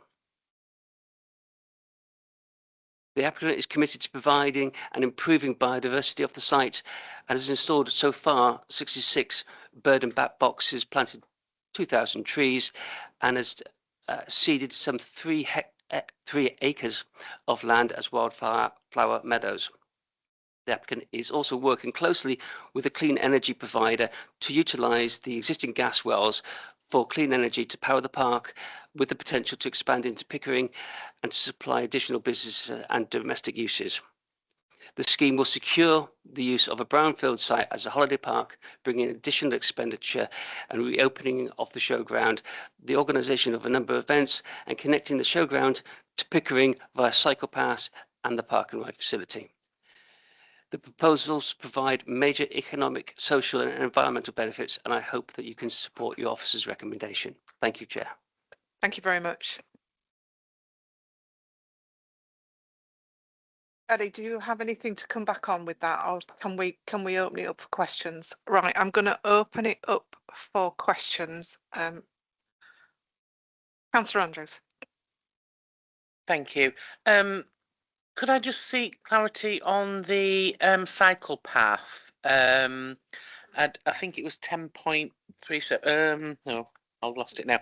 It was officer's recommendation that it should be opened later. Is that right? Then I mean, I know June the 17th has come and gone, but what was the? Could you just expand on the reasoning behind that? Yes, I believe the condition originally required it to be open 30th of June 2017, which would have been about a year after permission was granted in 2016. Clearly, to comply with that condition, a section 73 was needed.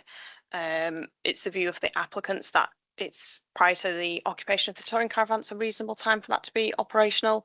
I think given the proximity of the cycle path to the touring caravan site, in the interest of public safety from a construction point of view, it's sort of sensible to delay the opening of the cycle path until that construction works has been undertaken.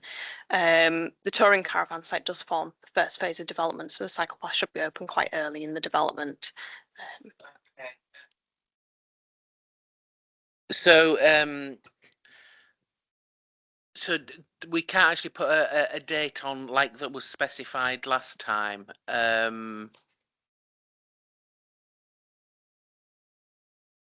I suppose the application was submitted on the basis of a trigger point in terms of the phasing of the development. It didn't come forward with a specified date. Based on what's been submitted, our officers are satisfied that it would be implemented quite early in the development.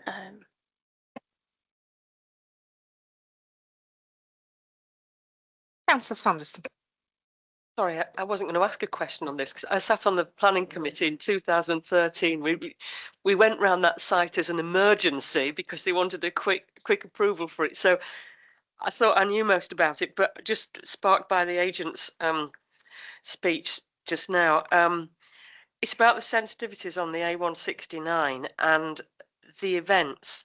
What control would we have over those events? Because in my division on the A64, which is a not dual carriage, but a much broader route, it's a similar route on the A169. It's gridlock in those villages with these events. So we welcome the business. I really want to see this project get off the ground because it's been long enough in the coming, anything that we can do. But is there any way we can either, I don't know, highways have passed it, but are we actually aware of how many people these events bring in? Because, as I say, Rillington was gridlock all summer because of events at Scampston Hall. So it's just a safeguarding condition on that, if we could, please, or could you give me some assurance on it? Thank you.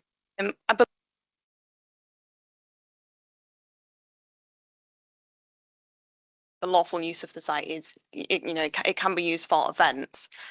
Conditions 35 and 36, there's a condition. So condition 35 is that the development has to be carried out in accordance with the travel plan. And 36, there is an event traffic management plan, and that was undertaken on the previous permissions, and highways have seen that and are satisfied. Councillor Napton. Yeah, thank you, Chairman. I think on our site visit, I think the site manager explained about the football pitches, and he said that Pickering Town Football Club now had alternative provision for those pitches. I just wondered, have we had any representation because of this? This is the withdrawal of the permission for them to use these pitches. Have we had any representation from the football club themselves? I just wanted to know whether they were in favour of this or not in favour of this, or do we not know? Yeah, so we had a letter from Pickering Town Football Club. They've confirmed that they no longer need the facility at the site. Thanks for that clarity. Thank you. Sorry, Ali. I've got a question which I didn't pick up when we were on the site visit now, and I haven't given you prior notice of, and even yesterday when we had the pre-meet I didn't do it. And it just occurred to me as you were going through the slides, correct me if I'm wrong, but the manager's lodge was going to be in the northern part of the development, but it's the southern part of the development that's being developed first with touring caravans. So where is the management of the site actually going to be from? Is there going to be some provision made for that manager within the site? Because at the moment it's north isn't being developed, south is. It's a massive site. And actually, if we're doing touring caravans, we need the manager there on site. So that's just a concern that I have. Yeah, so there's no proposal for a manager's lodge to be within the southern parcel of the site, but they are proposing a reception building within that southern parcel solely for the touring caravans and those southern lodges. So there would be some management presence within that southern parcel, but not a permanent manager's lodge. So I'll come back to that, please, if I may, because the southern part is going to be developed first with touring caravans presumably coming in at various different times of the day, etc., and into the evenings. So who is going to manage that? How is that going to be managed? And is there going to be 24-hour cover available for that site? Because at the moment I don't see it. I don't think that's ever been information that we've had submitted on any of the previous applications in terms of the management presence on site. Clearly the manager's lodge is within the northern parcel, which forms part of the second phase of development, but we don't have any information and never have in terms of site management. Sorry to spring that on you, but it literally has just come up as we've been speaking. Councillor Bay. Thank you, Chair. Again, Ellie, this has just come to me as I was looking at it. So when there is a significant event on in the event area, how do the people get to the touring site? Or is there going to be an access to that site from the southern end of the site? So there are no plans. It's not indicated on the plans that the southern access will be used for touring caravans. That would require an application for permission. I would have to go through the event management plan in terms of how the existing occupiers of the site would get to the touring caravan site when there was an event. But no, there wouldn't be a separate access. Councillor Andrews. Question. The speaker says that there would be several events attracting many visitors.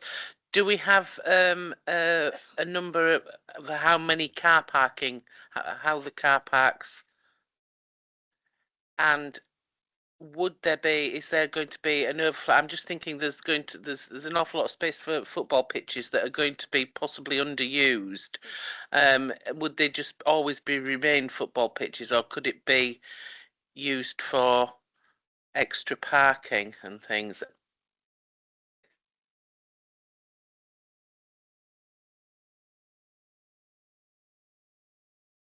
Yeah. Standing of the events field when they are hosting events, but there is overflow parking to the south of that proposed for when there's events, together with all the parking to the north and to the east of the exhibition hall. Yeah, thank you, Chairman. Has the events plan changed with these new conditions, or is the events plan still the same as the original? The events plan is the same as the original applications. That hasn't changed. Can I just ask for some advice from our officers, because I'm aware that this has an extant planning permission, and by virtue of that, that's what would take precedent at the moment. And I'm just wondering, what is the scope for this committee to look at what we might think we need now that we didn't need in 2013, etc. That's the difficulty. It's almost like we can't retry this because it's already got that permission, but what can we do ostensibly to make it better without upsetting the apple cart, so to speak? Yeah, I mean, the previous permission has been lawfully implemented. The applicants could deliver that scheme. So really the application before members today, we can only really consider the amendments that are now sought. I think it'd be difficult to go back and make amendments to previous documentation and proposals that are now no longer proposed for any changes. Am I out of order by looking at the manager's situation and the management of the site with all these new touring caravans? Is that not something we can consider? Because I'll drop it if we can't. I mean, the 2013 permission did propose an area of touring caravans. They are seeking to revert to that 2013 permission, and I don't believe there was a manager's lodge proposed in that original permission.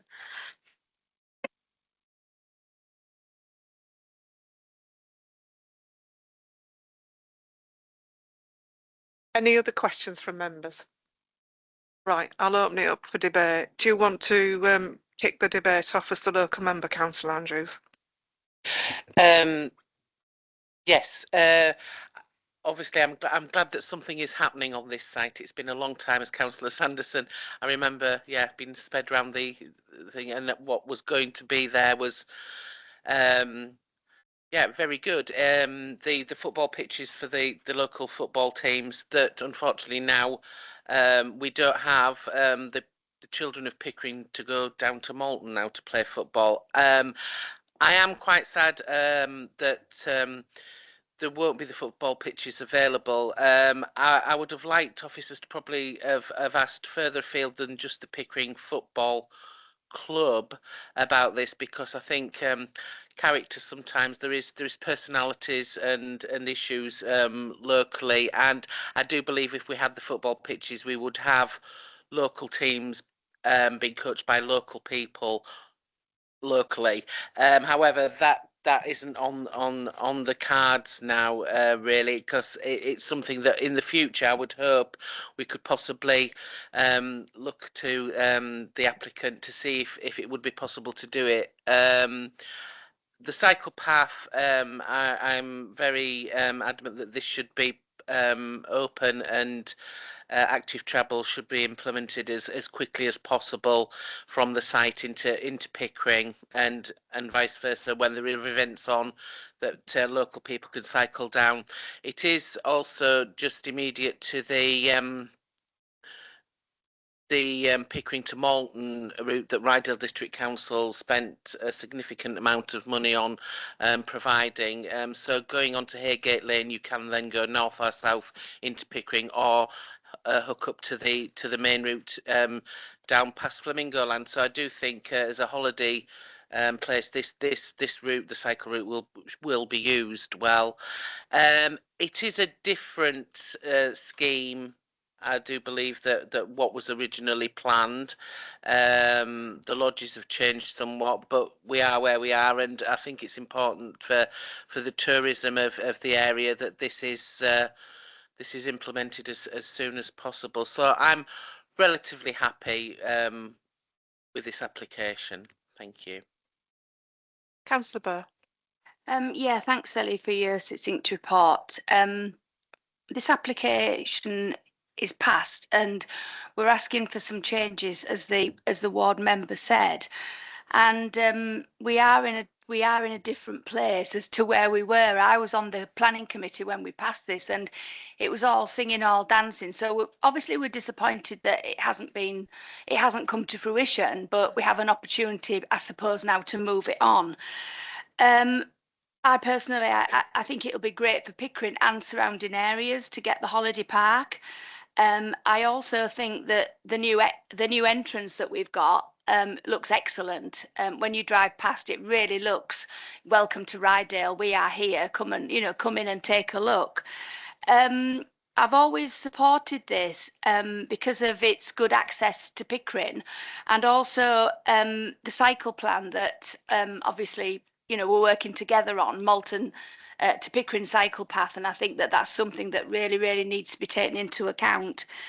The tourers that have been mentioned, they're extremely popular now, so I can probably quite understand why there's probably a change to this with these conditions, because a lot of people are finding they can't afford really to go on holidays, but they can buy themselves a tourer and visit England, so that's good. So I, like the ward member, would like to get this up and running, and I fully support it, so I'll second it if it's been moved for approval.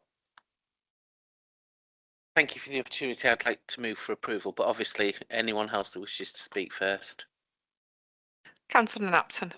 Yeah, thank you, Chairman. It wasn't a site I was familiar with at all, so I was very surprised how large the site was, and it was very interesting. And I think, I agree with Councillor Burr really, and Councillor Andrews, is that it's time to move this on. I think that when you looked at the 2 or 3, I don't remember if it was 2 or 3, there was a handful of lodges that had been built, and they were really very good. And the ones that are proposed, there were some of those on, and they are a lesser lodge, but we are where we are, and the economy's changed, things have changed, and the market has changed, but they still looked very nice. So I think that's right, and obviously they hopefully know their market. Tourers are very popular. Again, it's a long time, isn't it? 11 years or whatever since that, and the entire world has changed since then.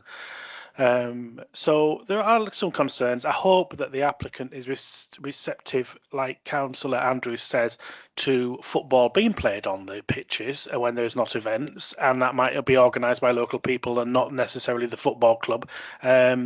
The site manager seemed very receptive to community engagement and use, so I don't have any real concerns around that. And I agree with the comment about the entrance. It's looking very impressive. The only thing this is not a planning thing at all, but why is it branded Galtrees? I live in the Forest of Galtrees. I'm nowhere near it. So I'm puzzled by that immensely, but it's not a planning concern, Chairman.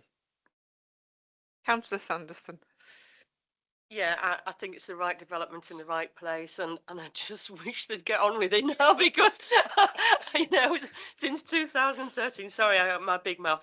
What I wanted to say, Joy, a lot of the children actually come to Thorntondale to play football. It's a really, really active club, and it does a lot for both communities because Thorntondale kids can't make a big enough team up without the help of Pickering and vice versa. So, you know, I don't think it's going to be a big problem that. I think there's good things for both villages, town and village. So yeah, it has my full support. Councillor Baker. Yeah, yes, thank you, Chair. Like my colleague has said, this is the right place for this development, unlike the previous application we've looked at today. Very impressed with the plans for the site. Perhaps the applicant might consider putting a temporary manager's house in the south of the site, as if we are minded to approve these changes whilst the development is going on before they get to the northernmost. That might be a nice thing for them to do. But yeah, no, I think it's wonderful, and yeah, I think it's going to improve the site, and I hope it's a success. Thank you very much.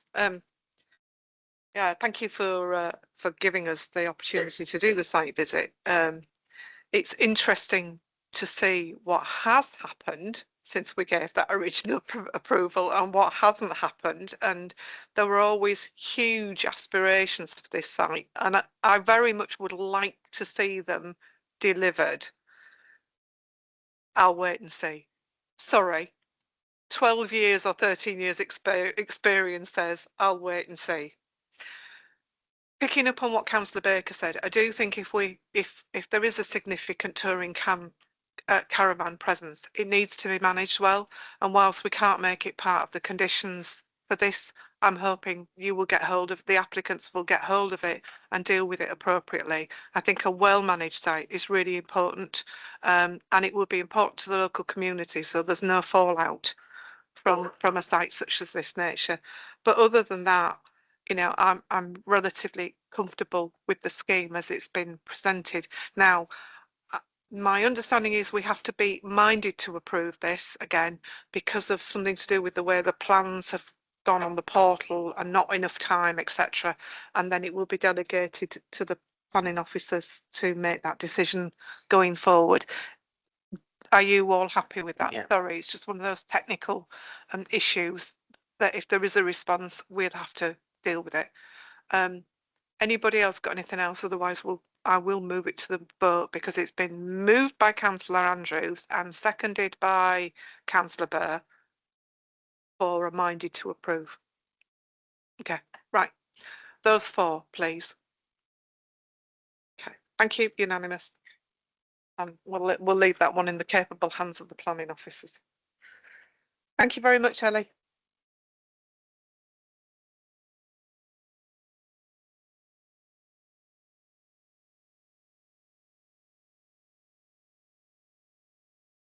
Sorry. We've done the speaker, we've done the officer's report. We've done questions? No, we're starting. We're on. Oh, sorry. Now it has been. Got that? Yeah. It's your fault. Sorry, we've done that one. Right. So the last item on the agenda, number 7. It's been a long morning. So this is application number ZE 24/07435/73, removal of condition 05, housing numbers and type of planning approval 20/00770/OUT outline from the 9th of the 12th 2020, and this is to delete the self-build limitation relating to the 5 number dwellings at land at Sutton Grange, Langton Road, Norton, North Yorkshire. And we will have one speaker on this. So sorry, Alan, please. Thank you, Chair. Item 7 is on page 101 of the agenda. The application is reported to committee for determination as the applicant is the spouse of Councillor Burr, who has obviously left the committee chamber. The application was the subject of a member's site visit on Monday. It was previously the subject of a visit by the members of Rydale's planning committee back in December 2020. Just to flag up updates to the published report in the late pages, and with reference to paragraph 7.2 of the published report, Norton Town Council have responded to the application and have confirmed a recommendation of approval.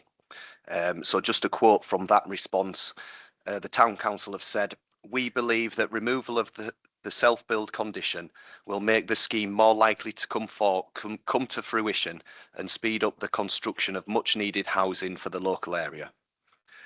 So I'll now just move on to the presentation slides of the application site and surrounding area. So the first slide is the extract from the site location plan.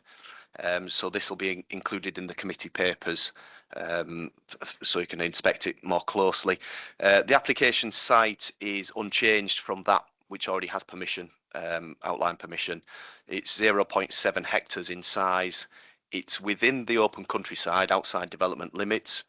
It is within flood zone 1, and it's also designated as a visually important undeveloped area, which obviously now it had permission for residential. That isn't the case.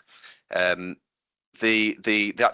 base layer of that map is out of date. So as members will have noticed on site on Monday, there's obviously development that has taken place in the vicinity, which I'll illustrate by aerial photos in the next few slides.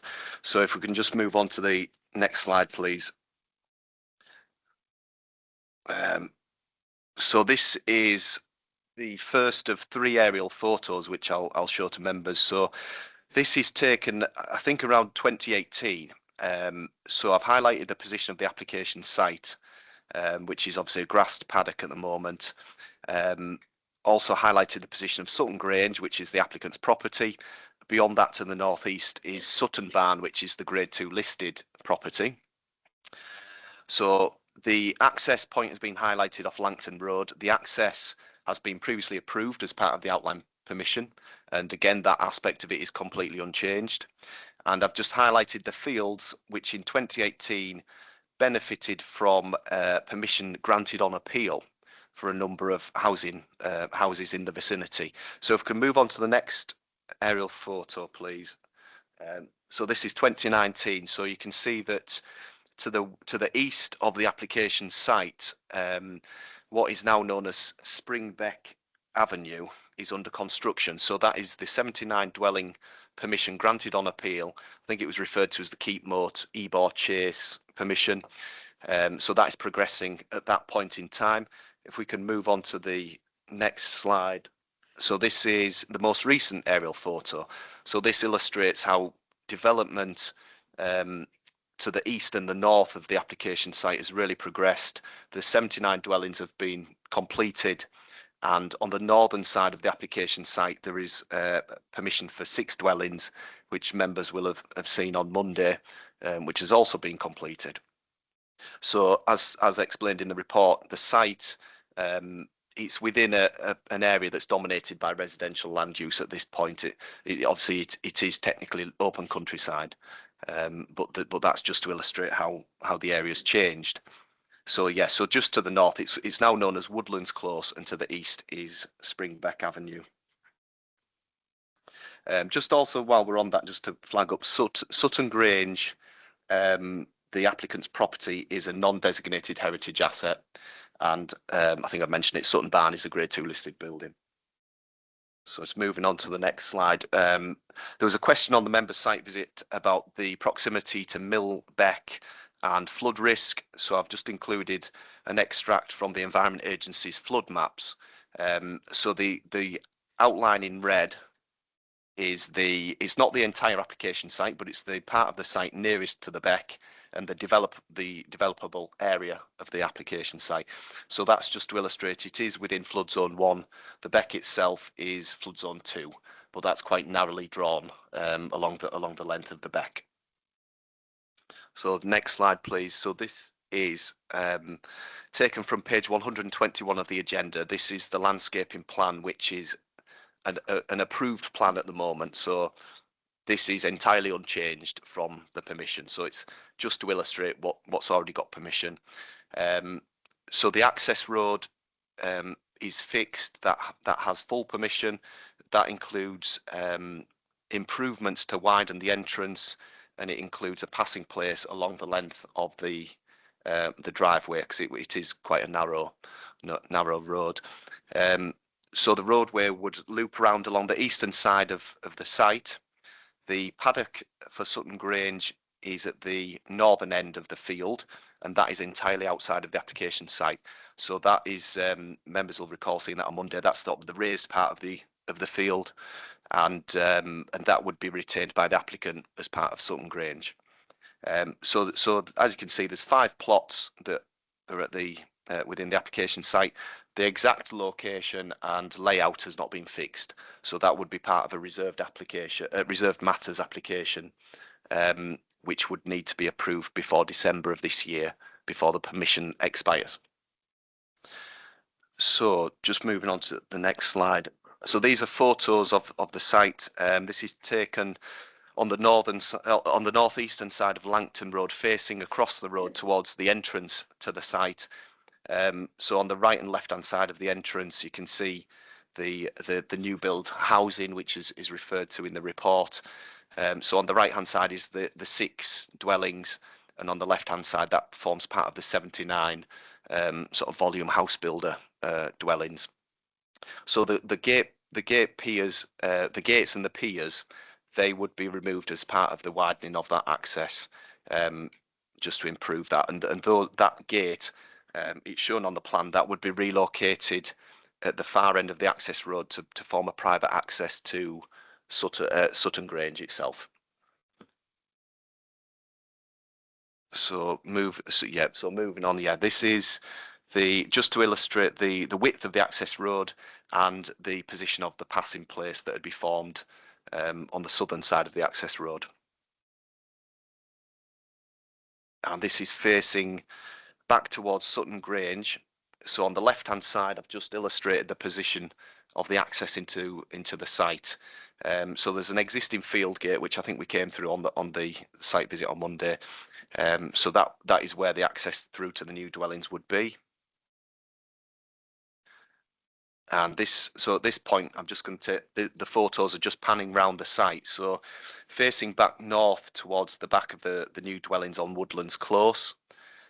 So this is roughly where the access enters the field. And just panning round, this is facing north towards the rear of the properties that front Langton Road, and the intervening land is the public open space associated with that development. And you can also see the advanced planting that's referred to in the report that the applicant has undertaken in advance of any building works on site. So just panning round, again, just showing the Keep Moat development. And the next one is facing east. Again, just showing the planting that's already gone in within the application site.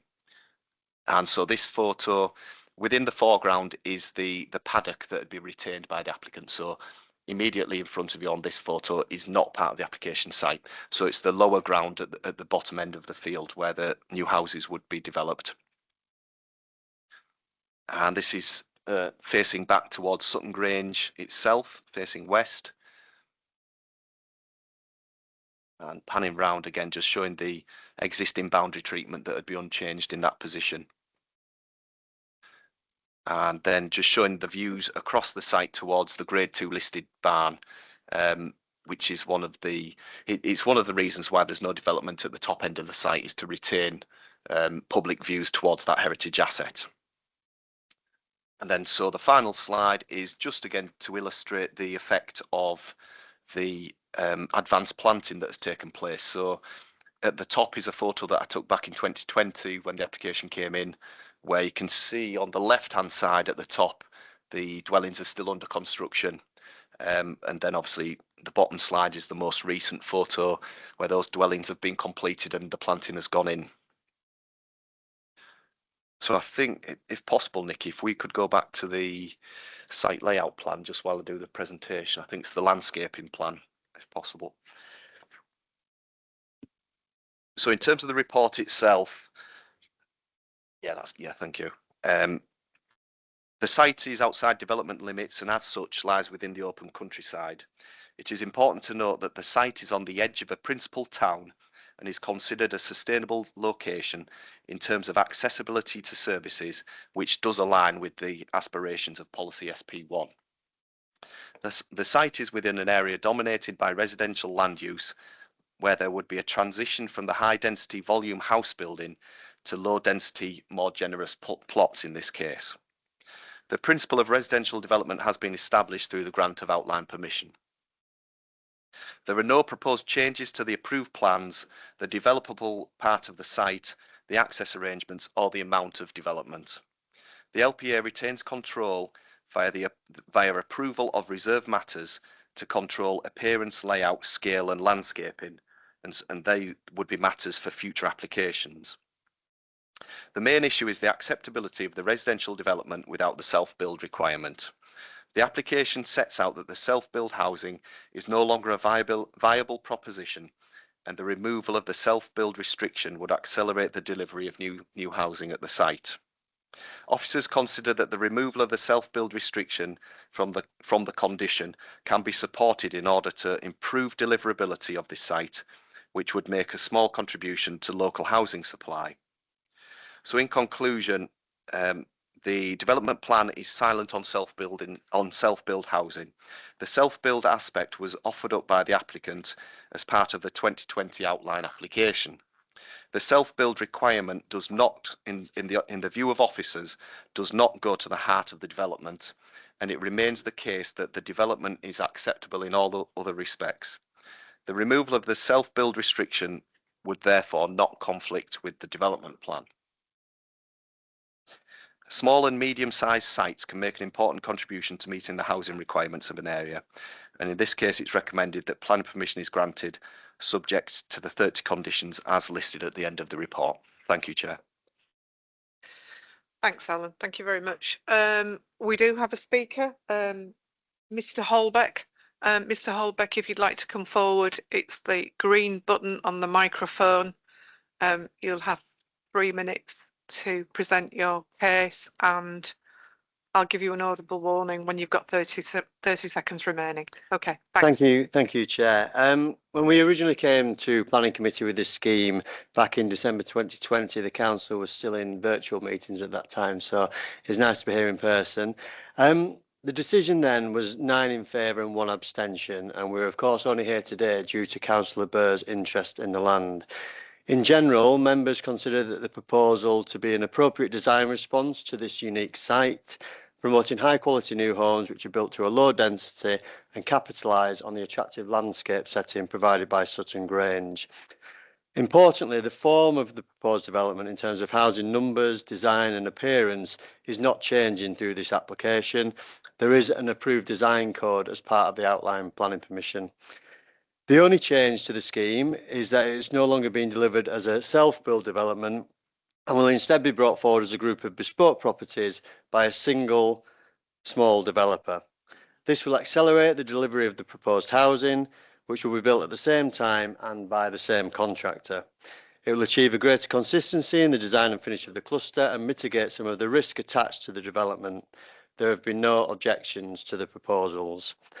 As set out in paragraph 10.11 of the officer report and repeated by Alan today, the removal of condition 5 does not conflict with any policies within the local plan, and the recent changes to the MPPF have placed a renewed emphasis on the contribution of small sites such as this to local housing delivery.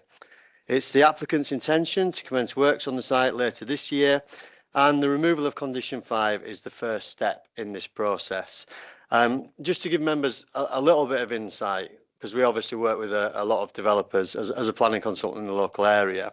The advice that we've received is that the self-build model is not a viable proposition on sites such as this due to the front-loaded nature of the development costs, the infrastructure, the drainage, and then you've got a limited market of self-builders with which to obviously market the properties, with a fairly modest land value in that you're not marketing or selling to them a finished product, if you like. So, like I said, the advice that we've received from a number of developers that we work with is where you're proposing a cluster of self-build plots, 5 in this case, it would work perhaps as part of a wider housing development. If you had a Bellway delivering 30, 40 homes and you had 5 self-build plots, because the infrastructure would still be the infrastructure would already be in place, but that's clearly not the case here because you're having to actually install the infrastructure yourself. So I just wanted to give members a little bit of insight as to the reason we're here today. Okay, thank you. Thank you very much. Right. I'll open it up for questions if anybody has any questions. Really is the road going to remain unadopted, or will highways adopt it, or does it matter?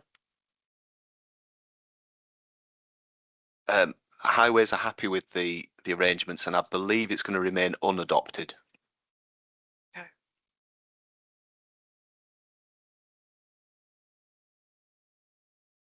Turn it off. I suppose if I have a question at all, the question is, and it's related to the marketing of the land, if you like, for self-build, and I'm not sure whether we put anything in the original planning document that said it must be marketed for 3 years, and I appreciate it's not part of this application, but going forward, if we do something like that, is that something that members should consider?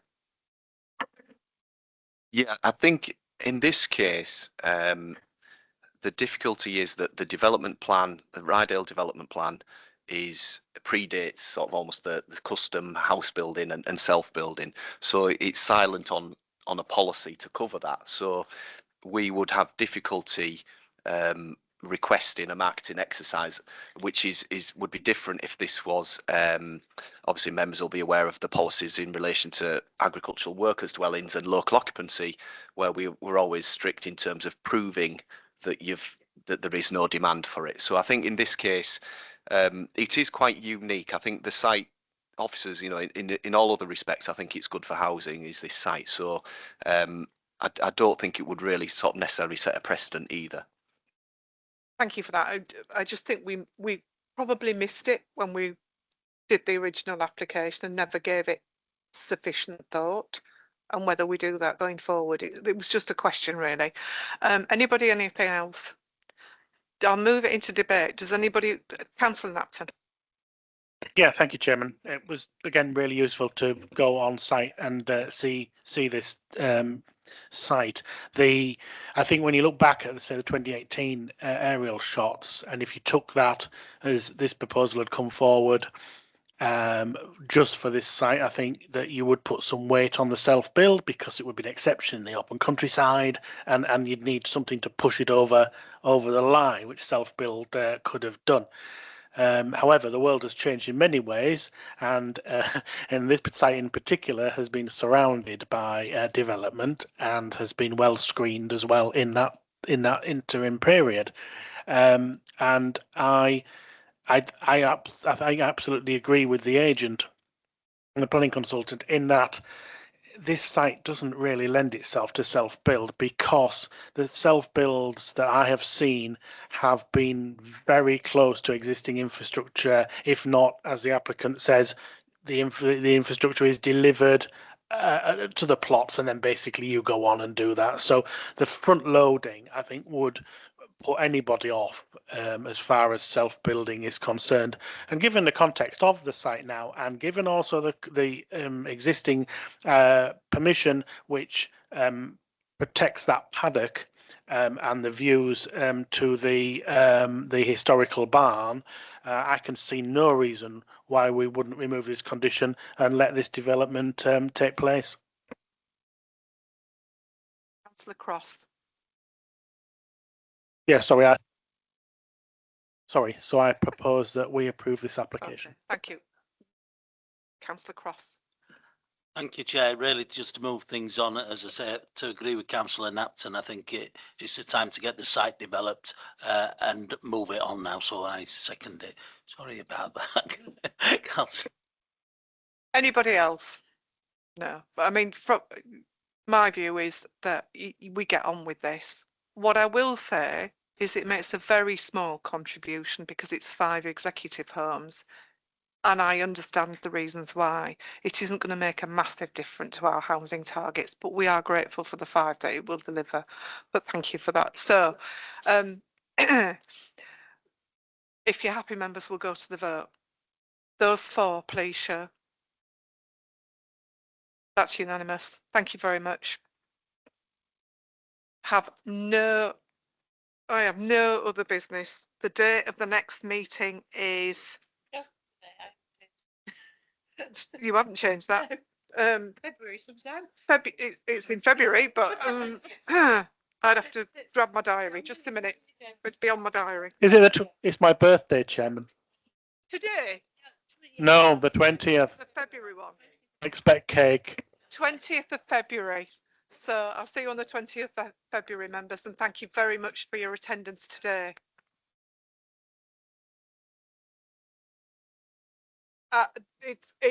I've already spoken to the executive member, and there's going to be a chairs and vice chairs and etc.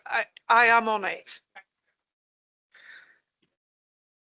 I've only just realised our clock's wrong. Yeah, let's have a look. It's well wrong, isn't it? Yeah, you're right. I'm going to be on my way for 2 o'clock.